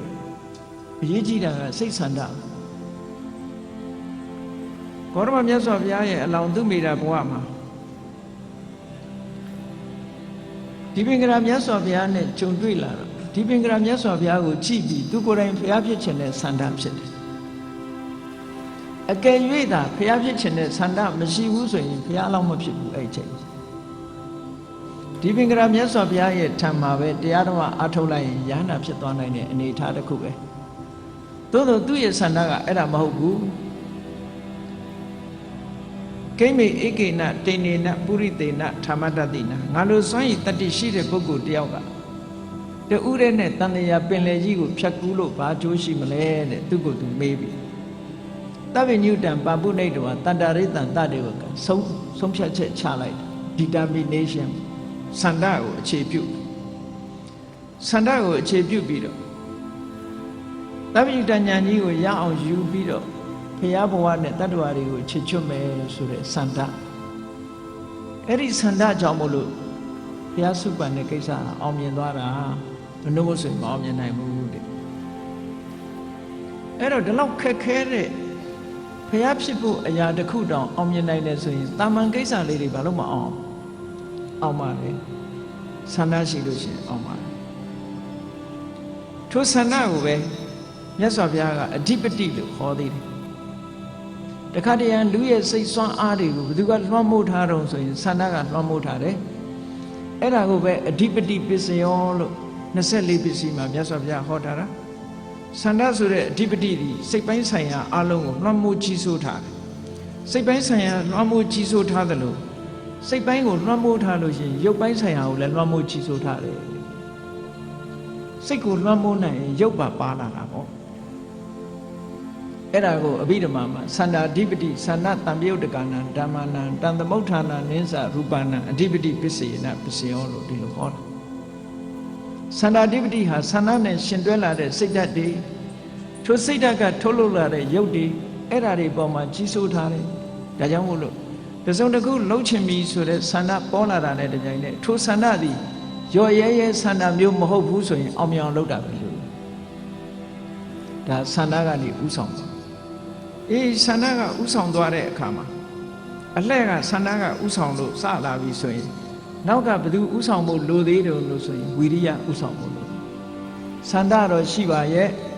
ကြိုးပမ်းအထောက်မှုမရှိဘူးဆိုမရပြန်ဘူးအဲ့ဒါကြောင့်မလို့မြတ်စွာဘုရားကဘက်ဆောင်ကနေဟောထားတာစိတ်ဆန္ဒရှိပြီးတဲ့နောက်ဘာလို့ဖို့လိုလဲကြိုးပမ်းအထောက်ဖို့လိုသေးတယ်ဒါကြောင့်မို့ဝိရိယအဓိပတိဝိရိယဋ္ဌိပါဒအောင်မြင်ပြည့်စုံမှုမှာကြိုးပမ်းမှုမြတ်စွာဘုရားအလောင်းဟာ6နှစ်ပတ်လုံးအမတန်ပင်ပန်းခဲတဲ့ဒုက္ခရစရိယလုံနိုင်ခဲ့တဲ့အကျင့် austere practice လို့ခေါ်သိဆင်းရဲအိန္ဒိယနိုင်ငံမှာကျင့်ကြတဲ့ခန္ဓာကိုယ်ကိုညှင်းဆဲပြီးတော့ကျင့်တဲ့အတ္တကိလမထာနုယောဂဆိုတဲ့အကျင့်မျိုးတွေအစာဖြတ်ပြီးတော့ကျင့်တယ်ရေဖြတ်ပြီးတော့ကျင့်တယ်ခန္ဓာကိုယ်အညှင်းဆဲခံပြီးတော့အစာဆင်းရဲအနေဆင်းရဲလုပ်ပြီးတော့ကျင့်တယ်တန်တရားဥက္ကလွတ်ဖို့မရမနေလုပ်မယ်ဆိုတဲ့ကြိုးပမ်းအထောက်မှုဘုရားလောင်းတော်ကြီးဟာတောထဲမှာတယောက်တည်းကျင့်နေတဲ့အချိန်ကာလတုန်းကဆိုလို့ရှိရင်သူ့ကိုယ်သူလူမြင်မခံဘူးတောထဲမှာနေတာအဝတ်မို့အဖူအဲ့ဒီချိန်ဝလစ်လက်နေတယ်လူတန်ခြေတန်ကြားလိုက်တာနဲ့လက်ကနေပြေးထွက်သွားတယ်ဘယ်သူမှအမြင်မခံအောင်တောထဲမှာဒုက္ခရစရိယာလို့ခေါ်တယ်ပင်ပန်းခဲခဲနဲ့အကျင့်တွေဘာစားလဲလို့ဆိုတော့တောဆက်မှာနွားခြံတွေပါလေလာလှုပ်ထားတော့နွားကလေးတွေအဲ့ဒီမှာမွေးဖွားတယ် နို့ပဲတောက်သေးတဲ့နွားကလေးတွေကယူတဲ့မစင်ကိုနွားချီကိုလာပြီးတော့စားအဲ့ဒါစားပြီးတော့ကျင့်တာနော်အဲ့ဒါလို့ပင်မဆင်းရဲတဲ့ဒီအကျင့်နေနဲ့ကျင့်ပြီးတော့6နှစ်ပတ်လုံးဒုက္ခရစရိယာတွေကျင့်ကြံကြိုးကိုအားထုတ်လိုက်တာနောက်ဆုံးကြတော့ဆုံးကန်းတိုင်အောင်လိုက်ကြည့်တော့လည်းပဲအောင်မြင်မှုမရတဲ့နောက်ပိုင်းကြတော့မှအဲ့ဒီကြတော့ကျိုးပန်းအားထုတ်မှုကကန်းကုန်သွားပြီဘာလိုအပ်တုံဆိုအသိဉာဏ်လိုအပ်လာဗျာဒါမှန်ကန်တဲ့လမ်းလျှောက်မှလည်းတစ်ခါတလေကျိုးပန်းအားထုတ်လို့ရတယ်ဒါကြောင့်မို့ဝိရိယဓိပတိဝိရိယကကျိုးပန်းအားထုတ်ပေမဲ့လို့အသိဉာဏ်ရှိဖို့လိုသေးတယ်ဆိုဝိမာန်တာဓိပတိအသိဉာဏ်နဲ့စဉ်းစားကြည့်ပြီးဒီလမ်းကမှန်သလားဟိုလမ်းကမှားသလားဘုရားလောင်းတော်ကြီးကဉာဏ်နဲ့ဆင်ခြင်သုံးသပ်လိုက်တယ်ပင်ပင်ပန်းပန်းခံပြီးတော့ကြိုးစားအထုတ်လို့ခန္ဓာကိုယ်ပင်ပန်းနွမ်းလဲအစုံဂိတ်ဆုပ်ထီအောင်ရောက်အောင်ကျင့်လိုက်တော့ဘာတွေးမိလာတော့ဆိုရင်လောကမှာသူလောင်းပင်ပန်းခန္ဓာကျင့်တဲ့ပုဂ္ဂိုလ်ပင်ပန်းခံလို့ရမယ်ဆိုရင်ငါရပြီဘယ်သူအောင်မှငါမရောဘူးဝိရိယကိုအစွမ်းကုန်မြင့်ပြီးပြီအဲ့တော့မရတာထောက်လို့ရှိရင်တိယာအညောမက်ခောဘောဓာယခေါင်းထဲမှာအတွေးလေးတစ်ခုဝင်လာအမှန်တရားကိုသိဖို့ဆိုတာနောက်တခြားလမ်းဖြစ်လိမ့်မယ်ဒီလမ်းကတော့မရှိတော့ဘူးလမ်းဆုံးအောင်လိုက်တယ်သူကြိုးပမ်းအထောက်မှုနဲ့ပတ်သက်ပြီးဒီလမ်းကြောင်းတစ်ခုရှောင်းလိုက်ရင်အဆုံးထိအောင်လိုက်ကြည့်လို့လမ်းဆုံးမှာဘာမှမတွေ့တော့ဘူးဆိုတဲ့အခါမှာအေးငါသွားမဲ့လမ်းဒီလမ်းမဟုတ်နိုင်ဘူးတခြားလမ်းရှိလောက်တယ်ဆိုပြီးလမ်းကြောင်းပြောင်းလိုက်တဲ့အခါမှာဘုရားဖြစ်သူရောက်သွားတာဝိရိယနဲ့ပတ်သက်လာလို့ရှိရင်အမတန်မှပြင်းထန်တဲ့ဝိရိယရှိခဲ့တယ်ပေါ့အဲ့ဒီအသိဉာဏ်နဲ့လမ်းပြောင်းလိုက်ပြီးတော့စိတ်ဓာတ်တွေခိုင်မာကြံ့ခိုင်မှုနဲ့လှုပ်တဲ့အခါမြတ်စွာဘုရားဆိုတဲ့ဗုဒ္ဓဆိုတဲ့တပ္ပညုတဉာဏ်တော်ကြီးကိုရပြီးတော့သစ္စာလေးပါးကိုသိတော်မူတဲ့ပထမဆုံးကိလေသာတွေဟူသောအိပ်ပျော်ခြင်းကနေနိုးထလာတဲ့ဗုဒ္ဓဆိုတဲ့ပုဂ္ဂိုလ်အဖြစ်ရောက်ရှိတာဘာစွမ်းအားတွေနဲ့ဒီအဖြစ်ကိုရောက်ရှိတာတုံးဆိုရင်ခုနပြောရင်ဆန္ဒရဲ့ဝိရိယရဲ့စိတ်ဓာတ်ရဲ့ဝိမာန်တာရဲ့ဒီစွမ်းအားတွေနဲ့ရောက်တာပဲတခြားနည်းကသွားတာမဟုတ်ဘူးအဲ့တော့ဘုန်းကြီးတို့တွေရဲ့တဏ္ဍာမှာလည်းပဲဆန္ဒဆိုတာရှိတယ်ဝိရိယဆိုတာအခြေခံအနေနဲ့ရှိတာကိုပြောတာနော်အခြေခံအနေနဲ့ရှိတာကိုလေ့ကျင့်ပြီးတော့မယူဘူးဆိုလို့ရှိရင်အပြော့ရင်လည်းပြော့နေမှာပဲအပြော့မှပြော့နေမှာဘလောက်ကာယတန်ဆွမ်းတဲ့ပုဂ္ဂိုလ်ပဲဖြစ်ဖြစ်လေ့ကျင့်ခံမယူလို့ရှိရင်စွမ်းဆောင်နိုင်မှာမဟုတ်ဘူးလေ့ကျင့်ခံယူရအဲ့ဒါကြောင့်မလို့ကိုယ်တဏ္ဍာမှာရှိတဲ့ဆန္ဒတို့ဝိရိယတို့ဝိမာန်တာတို့စိတ်ဓာတ်တို့ဆိုတဲ့ဒီစွမ်းအားတွေကိုလေ့ကျင့်ခံယူပြီးတော့အထွတ်ထိပ်ရောက်အောင်မြင့်တင်ထားနိုင်မယ်ဆိုရင်အင်မတန်မှစွမ်းအားထက်ပါတယ်တဲ့ဘလောက်ထိစွမ်းအားထက်တုံးဆိုရင်မြတ်စွာဘုရားကပြိဋိဘံသံဃာနီးမှာရှင်အနန္ဒာကိုမိန့်ကြားခဲ့တဲ့စကားတစ်ခုမှတ်သားစရာရှင်အနန္ဒာကိုဗာမိန့်ရှိတုံးဆိုအနန္ဒာတဲ့ဣဋ္ဌိပတ်၄ပါးလို့ခေါ်တဲ့သန္တာဝိရိယဝိမာန်တာတို့ကိုစနစ်တကျတိုးတက်အောင်လေ့ကျင့်ထားတဲ့ပွားများအထောက်ထားတဲ့ပုဂ္ဂိုလ်ဟာတက်တန်းစီအောင်နေနိုင်တယ်သို့မဟုတ်တက်တန်းကျော်အောင်နေနိုင်တယ်ဟောသေခြင်းတရားတော်တားဆီးထားနိုင်တယ်လို့ပြောတာနော်အတိုင်းအတာတစ်ခုရလုံးဝမသိအောင်ပြောတာတော့မဟုတ်ဘူးလုံးဝမသိအောင်ဆိုတာတော့မဖြစ်နိုင်ဘူးသေခြင်းတရားကိုအတိုင်းအတာတစ်ခုရတားဆီးထားနိုင်တယ်မြတ်စွာဘုရားကိုယ်တိုင်ပဲအားလုံးကြည့်နောက်ဆုံး10လမြတ်ဗုဒ္ဓဆိုတဲ့မဟာပရိနိဗ္ဗာန်သုတ်မှလာတဲ့ပရိနိဗ္ဗာန်မဆန်ခင်10လပရိနိဗ္ဗာန်ဆံမှု10လအလုံးဝါဆိုလာပြီးကျော်တရက်လာမဲ့ကဆုံလမှာပရိနိဗ္ဗာန်ဆံမယ်ဆိုရင်ဝါဆိုလာပြီးကျော်တရက်မြတ်စွာဘုရားအမတန်ပြင်းထန်တဲ့ယောဂဝေဒနာတစ်ခုဖြစ်သွားအဲ့ဒီယောဂဝေဒနာကဘလောက်ပြင်းထန်တယ်လဲဆိုရင်မာရဏန္တိကဆိုတာသေခြင်းနာကတ်သွားသို့မဟုတ်သေမပြောင်းမဲ့ယောဂမျိုးပေါ့ခေတ်စကားနဲ့ပြောရင်တော့အင်ကေဝါတွေပေါ့ကုလို့မရဘူးဆိုယောဂမျိုးနော်ဆရာဝန်တွေလက်တဲ့ယောဂမျိုးဆိုကုလို့မရတော့ဘူးလို့ပြောရတဲ့ယောဂမျိုးအင်ကေဝါတွေပေါ့အဲ့ဒီယောဂမျိုးဖြစ်တာမြတ်စွာဘုရားက10လအတွင်းအဲ့ဒီယောဂမပေါအောင်ထိန်းလိုက်တယ်ဘာနဲ့ထိန်းလို့ဆိုရင်ဟောဒီသန္တာဝိရိယဝိမာန်တစိတ်ဓာတ်ဆိုတဲ့ဣဋ္ဌိပတ်၄ပါး အင်အားတွေစုစည်းပြီးတော့အာယုသင်္ခါရဖလားတမဘဝင်စားပြီးတော့မြတ်စွာဘုရားထိမ့်လိုက်တယ်ထိမ့်လိုက်တာ10 လတိတိအဲ့ဒီယောဂပြန်မပေါ်ခုခေတ်ကတော့အဲ့လိုစိတ်ဆွမ်းအားမရှိတဲ့အခါဘာလို့တုံးဆိုရင်တေဂဏိလို့ဆိုရင်ဆိုလူကုတ်တဲ့ထုံးပေးတာစိတ်ဆွမ်းအားရှိနေသည့်အတွက်ကြောင့်စိတ်ဆွမ်းအားကိုအသုံးပြုပြီးတော့10 လတိတိယောဂမပေါ်အောင်ထိမ့်ထားတယ်တာမန်ဖလားတမဘမျိုးဆိုရင်မထိမ့်နိုင်ဘူးတဲ့အဲ့ဒီနေရာမှာအာယုသင်္ခါရဖလားတမဘစိတ်သန္နဝိရိယဝိမာန်တစိတ်ဓာတ်ဆိုတာဒါတွေစွမ်းအားတွေမြင့်ပြီးတော့ဝိပဿနာကိုအသေးစိတ်တိုးမြင့်ပြီးတော့ဝိပဿနာကျင့်စဉ်ကိုဝိပဿနာကျင့်စဉ်နဲ့စွမ်းအားပြည့်တဲ့ဝိပဿနာနဲ့ရောက်ရှိသွားတဲ့ဖလားတမဘဆိုအဲ့ဒီဖလားတမဘနဲ့ထိမ့်လိုက်တာ10 လအတွင်းဒီယောဂတွေလုံးဝပေါ်မလာတော့ကျမ်းမာသွားတယ်ဘယ်ကလေးကျမ်းမာဟောစိတ်ဆွမ်းအားနဲ့ဖြစ်တယ်။ဘာကြောင့်မြတ်စွာဘုရားက10 လတိတိယောဂတွေမပေါ်အောင်ထိမ့်တယ်လဲလို့ဆိုရင်သူ့အတွက်မဟုတ်ဘူး။ဘုရားပွင့်လာတာသူ့အတွက်မဟုတ်ဘူး။တတ္တဝါတွေအတွက်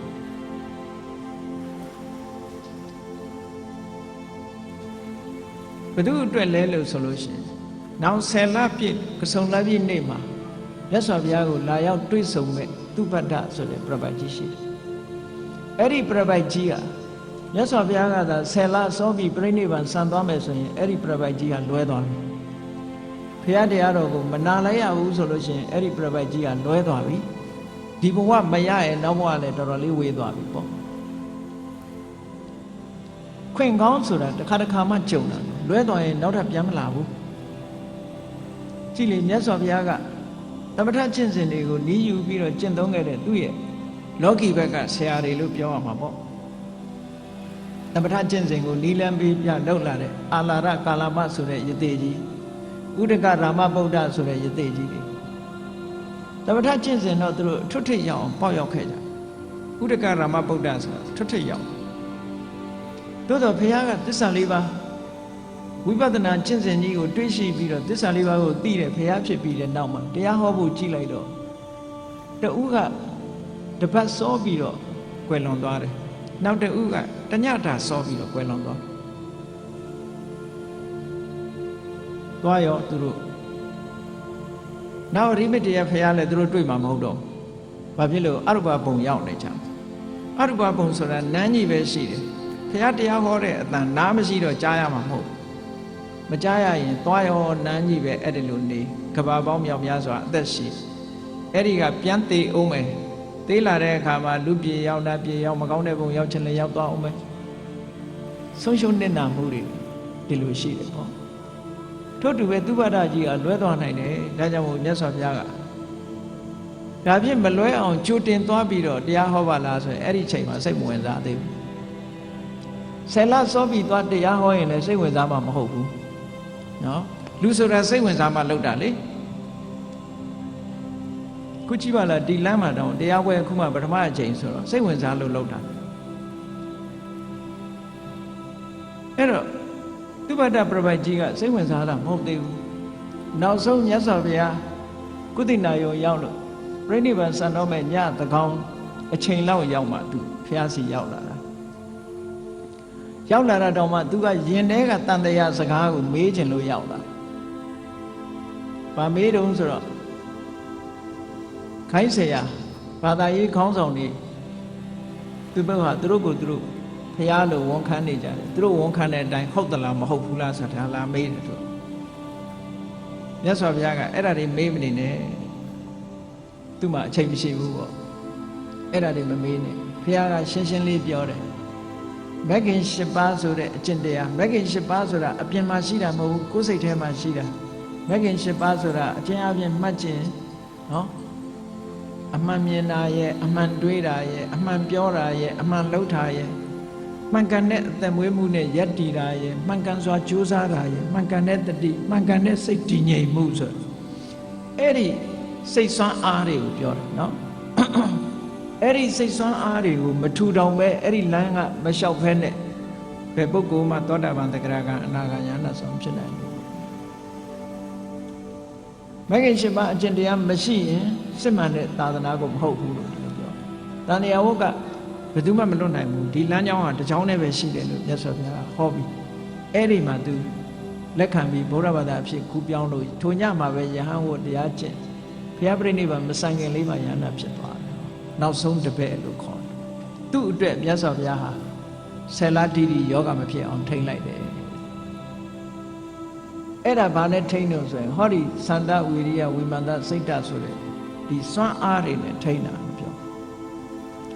ဒါကြောင့်မလို့လူတွေရဲ့စိတ်စွမ်းအားဟာလူတွေထဲမှာပဲရှိတယ်ဘာဖြစ်လို့ဒီစိတ်စွမ်းအားတွေကစွန့်ရည်တတ္တိတွေမဖြစ်တယ်လဲလို့ဆိုလို့ရှိရင်မလုံးလို့မလေးကျင့်လို့မဖြစ်တာတကယ်လေးကျင့်ရင်လောကီကိစ္စမပြောနဲ့လောကုတ္တရာကိစ္စတွေထီအောင်ဖြစ်လာနိုင်ပါလေလူတွေမှာဘာဖြစ်လဲဆိုရင်ဆန္ဒကမရှိကြဘူးလူတွေဆန္ဒရှိတာဘယ်ဘက်ကဆန္ဒရှိလောဘနဲ့တွဲတဲ့ဆန္ဒရှိတယ်ဒေါသနဲ့တွဲတဲ့ဆန္ဒရှိလူတွေမှာရှိတဲ့အများစုမှာရှိတဲ့ဆန္ဒကအဲ့ဒါမှာပစ္စည်းလိုချင်တယ်ချမ်းသာခြင်းနဲ့ကြီးပွားခြင်းနဲ့ဆန္ဒကအဲ့ဒီဘက်မှာရှိအဲ့ဒီဘက်ရှိတဲ့ဆန္ဒကဒါလောကီဘက်ထိုက်တဲ့လောက်ကြီးပွားမှုလို့ရှိတရားဘက်ကိုဆန္ဒမရှိသေးသမျှတရားကိုသိတဲ့အသိဉာဏ်မရနိုင်သေးဘူးဆန္ဒရှိဖို့လိုတယ်နောက်တစ်ခုဝီရိယလည်းလုံလောက်တဲ့ဝီရိယရှိဖို့လိုတယ်လုံလောက်တဲ့ဝီရိယမရှိသေးရင်မရသေးဘူးစိတ်ဓာတ်ကြံ့ခိုင်မှုကလည်းအမတန်မှအရေးကြီးတယ်ဘုရားအလောင်းတော်လို့6နှစ်ပတ်လုံးဒုက္ခရစရိယကျင့်တာလမ်းဆုံးထိအောင်လိုက်တယ်စိတ်ဓာတ်ဘလောက်ကြံ့ခိုင်တယ်လဲခန္ဓာကိုယ်ဟာဘလောက်ကျမ်းမာရေးထိခိုက်သွားတယ်လဲဆိုရင်ဘုရားအလောင်းတော်ကြီးကကျင့်နေတဲ့အချိန်မှာတော့သူ့လက်ကိုလက်တစ်ဖက်နဲ့ပုတ်လိုက်လို့ရှိရင်လက်မှာရှိတဲ့အမွှေးတွေကျွတ်ကျသွားတယ်အဲ့လောက်ထိအောင်ကျမ်းမာရေးဘိုက်ကင်လို့ရှိရင်ကြောရိုးကုန်းထိနေတယ်ကြောရိုးကုန်းနဲ့ဘိုက်နဲ့ချက်နေတယ်လို့ဒီလိုပြောတာနော်မျက်လုံးနှလုံးကဘလောက်ထိအောင်ရှိသွားတော့ဆိုဟိုးရေတွင်းကြည့်ရတယ်လို့ပဲမျက်လုံးအိမ်နေတဲ့မှာမျက်လုံးကနေခြိုက်ဝင်းနေတယ်ပါကစ္စတန်ခန္ဓာရဘုပညာနဲ့ထုထားတဲ့6နှစ်ပတ်လုံးဒုက္ခရစရိယကျင့်တဲ့ရုပ်ပုံကြီးမြင်ဘူးကြပါလိမ့်မယ်နော်စကယ်တန်အယိုးပြိုင်ပြိုင်ထပြီးတော့နေတဲ့ပုံကြီးလေအဲ့ဒီအနေထားထိအောင်ကြိုးပမ်းနိုင်တဲ့ဝီရိယနည်းတဲ့ဝီရိယမဟုတ်ဘူးဒါကြောင့်မို့မြတ်စွာဘုရားကတရားထုတ်တဲ့အခါမှာအယိုးကြည်ကြည်အရေးခန်းခန်းမှန်ကန်တဲ့လမ်းဆိုလို့ရှိရင်ရှောက်လန်းရမယ်လို့ကြိုးပမ်းအထောက်မှုရှိရမယ်လို့ဒီလိုခေါ်တာသူကိုယ်တိုင်လည်းကြိုးပမ်းအထောက်ခဲ့တာအဲ့ဒီကြိုးပမ်းအထောက်မှုစွမ်းအားတွေမမိသေးဘူးဆိုလို့ရှိရင်တရားသူတရားမြတ်မရနိုင်လူတွေဟာသူ့အတိုင်းတာနဲ့သူရတာဆန္ဒလည်းဆန္ဒရှိသလောက်ပဲကြိုးပမ်းမှုလည်းကြိုးပမ်းမှုရှိသလောက်ပဲရမှာပဲစိတ်ထက်ကြံ့ခိုင်မှုကြတော့ဘုရားအလောင်းတော်ကြီးကကြည့်ဒါလောက်ကျမ်းမာရေးထိခိုက်သွားပြီမဲ့လို့စိတ်ဓာတ်နောက်ဆုံးပဲဆိုတခုမှမရှိဘူးအခုမှဒီလိုစိတ်ဓာတ်ကြံ့ခိုင်တာမဟုတ်ဘူးစိတ်ဓာတ်ကြံ့ခိုင်လာအောင်လေ့ကျင့်လာတဲ့ဘဝတွေကများလာပြီကြည့်လေသူ့ရဲ့စိတ်ဓာတ်ကြံ့ခိုင်မှုဟာအလုံးကြားဦးကြလိမ့်မယ်မဟာစနကရဲ့ဇတ်တော်ကြီးကိုကြည့်လိုက်မယ်ဆိုလို့ရှိရင်သင်္ဘောပြက်လို့ပင်လယ်ထဲမှာသင်္ဘောပြက်လို့ကမ်းမမြင်လမ်းမမြင်ပင်လယ်ပြင်ကြီးထဲမှာမျောလင့်ချက်မရှိဘဲနဲ့ခုခတ်နေတာမန်ပုဂ္ဂိုလ်တွေကတွေးမယ်ဆိုရင်ဘယ်လိုတွေးမလို့ဆိုအိုးမျောလင့်ချက်မရှိတဲ့အလုပ်မလုပ်ပါနဲ့ဆိုလက်လျှော့ကြနော်အေးစစ်စစ်အသေးပဲခံမယ်ဆိုရင်လူကများမယ်အေးသူနဲ့လောက်ကလိုက်လာတဲ့လူတွေကအေးစစ်စစ်အသေးခံတဲ့လူတွေကြီးပဲအကုန်သူတယောက်ပဲကူးတယ်အသက်နဲ့ကိုမြဲနေသမျှတော့လုံးလဝိရိယထုတ်နတ်သမီးကလာမေးတယ်ဒါလောက်ကမ်းမမြင်တဲ့နေရာမှာခူးနေလို့ရောမင်းဘာအကျိုးရှိမှာလဲတော့ပြောတယ်အကျိုးရှိတယ်မရှိဘူးငါလာမပြောနဲ့လှုပ်တင်တာကိုငါလှုပ်နေတယ်ကျိုးစားအထုတ်မှုကငါတောင်းအောင်မယ်ရောက်တာမရောက်တာငါတောင်းအောင်မဟုတ်ဘူးအကျိုးမရှိဘူးလို့မပြောနဲ့တဲ့လက်လျှော့တဲ့လူတွေတည်သွားပြီအခုငါမင်းနတ်သမီးတောင်မြင်နေရပြီဆိုတာအကျိုးရှိတယ်ပေါ့မမြင်ဘူးတာမြင်နေရပြီဖျားလောင်းကြီးတွေရဲ့စိတ်ဓာတ်တို့ကျိုးပန်းအထောက်မှုတို့အဲ့ဒါမျိုးစိတ်ဓာတ်ကြန့်ခိုင်တာကိုပြောတာနော်လူတွေအများစုကစိတ်ဓာတ်မကြန့်ခိုင်လို့တည်သွားကြတာတွေများတယ်ဘဝပို့ပြီးတော့ဆုံးရှုံးနေတာသွားတာစိတ်ဓာတ်မကြန့်ခိုင်လို့ပဲစိတ်ဓာတ်ကြန့်ခိုင်လို့ရှိရင်လူဘဝဒီလိုမဖြစ်နိုင်ဘူးဒါကြောင့်မို့လို့စန္ဒကလည်းရှိရမယ်ဝီရိယကလည်းရှိရမယ်စိတ်ဓာတ်လည်းကြန့်ခိုင်ရမယ်ကြန့်ခိုင်တဲ့အခါမှာအသိဉာဏ်ကလည်းရှိဖို့လိုသေးတယ်အဲ့ဒီ၄ချက်နဲ့ပြည့်စုံပြီဆိုလို့ရှိရင် လောကီကိစ္စမှာပဲဖြစ်ဖြစ်လောကုတ္တရာကိစ္စမှာပဲဖြစ်ဖြစ်တရားကျင့်တဲ့အရာမှာပဲဖြစ်ဖြစ်ဘာလုပ်ငန်းပဲလုပ်တဲ့အခါမှာပဲဖြစ်ဖြစ်အောင်မြင်မှုဆိုတာဖြစ်နိုင်ပါတယ်စာလေးတစ်ခုဆေးကဆိုကြတယ်ထာဝရဘုရားနတ်ကိုကိုးကွယ်တဲ့ပုဂ္ဂိုလ်တွေကဘာပြောတော့ God makes the impossible possible ဘုရားသခင်ဟာမဖြစ်နိုင်တာကိုဖြစ်အောင်လုပ်တယ်လို့ဒီလိုအဓိပ္ပာယ်နဲ့ God makes the impossible possible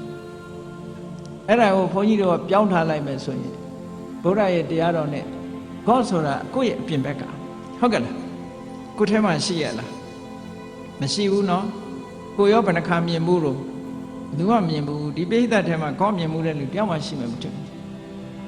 အပြောပဲဘယ်နေမှလည်းမသိဘူးเนาะ God makes the impossible possible အဲ့တော့မမြင်ဘူးတာတွေအသာထားလိုက်ရှိတာမရှိတာတွေအသာထားလိုက်ရှိနေတာဘာလို့ကိုယ့်ရဲ့ဆန္ဒမရှိဘူးလား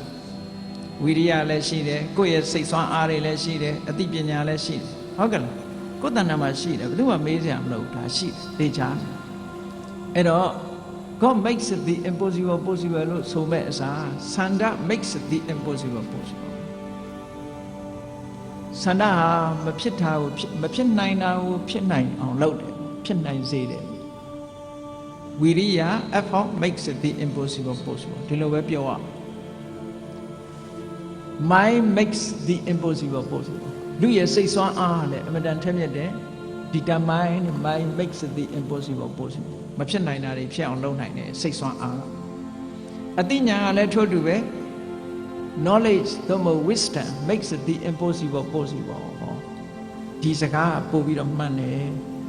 God makes the impossible possible ဆိုတော့ God ကိုကိုးကွယ်တဲ့ပုဂ္ဂိုလ်တွေအတွက်သာမှန်ကောင်းမှန်မယ်လူတိုင်းအတွက်မမှန်ဘူးเนาะတကယ်ရောသူတို့အတွက်ရောတကယ်ဖြစ်သလားဆိုတော့ဘယ်သူမှအာကမကမရှိဘူးဟောတာကအာမခံရှိတယ်ဘာလို့လို့ဆိုရင်ကိုယ်တဏ္ဍာမှာတကယ်ရှိနေတာ God makes it the impossible possible ကိုရှိလားဆိုတာကပိုအရေးကြီးနေတယ်ဟုတ်ကဲ့လားရှိရင်တော့ဖြစ်ကောင်းဖြစ်မယ်မရှိဘူးဆိုရင်သွားပြီဟောဆန္ဒဆိုတာမရှိဘူးလားရှိတယ်ဝိရိယဆိုတာရောရှိတယ်စိတ်ဆိုတာရောပညာဆိုတာရောရှိတယ်ဆိုတော့ဟောတာကပိုးမသိကြဘူးလားဒါကြောင့်မို့လို့ဆန္ဒဝိရိယဝိမာန်တစိတ်တဆိုတဲ့ဒီစွမ်းအားတွေဟာအမတန်မှတန်ဖိုးရှိတဲ့စွမ်းအားတွေဖြစ်ပါတယ်ဒါကြောင့်ဘဝကိုအလှဆင်တော့မယ်ဆိုလို့ရှိရင်အာမန်အပြည့်တတိမကွာပညာမြော့မြင်ဒီစွမ်းအားတွေနဲ့ကောင်းဆိုးလောကရန်ကြံ့ကြံ့ခံလျက်အာမန်အပြည့်တတိမကွာပညာမြော့မြင်အလုတ်ဝင်လှုပ်ရှားရှိတာလှုပ်အလှဆင်ကြတို့ဘဝလူတိုင်းဟာကိုယ့်ဘဝကိုအလှဆင်ဖို့ဒီအချက်တွေပြည့်စုံအောင်ကြိုးစားအထောက်အမယ်ဒါကြောင့်မို့ဓမ္မလက်ဆောင်လေးကိုရအောင်၃ခေါက်လောက်ချပေးပါမယ်အကြံကြံခံလျက်အာမန်အပြည့်တတိမကွာပညာမြောမြင်အလုံးဝင်အလှဆင်ကြတို့ဘဝကောင်းဆိုလောကရန်ကြံ့ကြံ့ခံလျက်အာမန်အပြည့်တတိမကွာပညာမြောမြင်အလုံးဝင်အလှဆင်ကြတို့ဘဝကောင်းဆိုလောကရန်ကြံ့ကြံ့ခံလျက်အာမန်အပြည့်တတိမကွာပညာမြောမြင်အလုံးဝင်အလှဆင်ကြတို့ဘဝဘဝကိုအလှဆင်ခြင်းဆိုတဲ့တရားဒေသနာဒီမှာပဲပြည့်စုံပါပြီအားလုံးကိုယ်စီကိုယ်ငါမိမိတို့ဘဝအလှဆင်အောင်ကြိုးစားနိုင်ကြပါစေကုန်သတည်း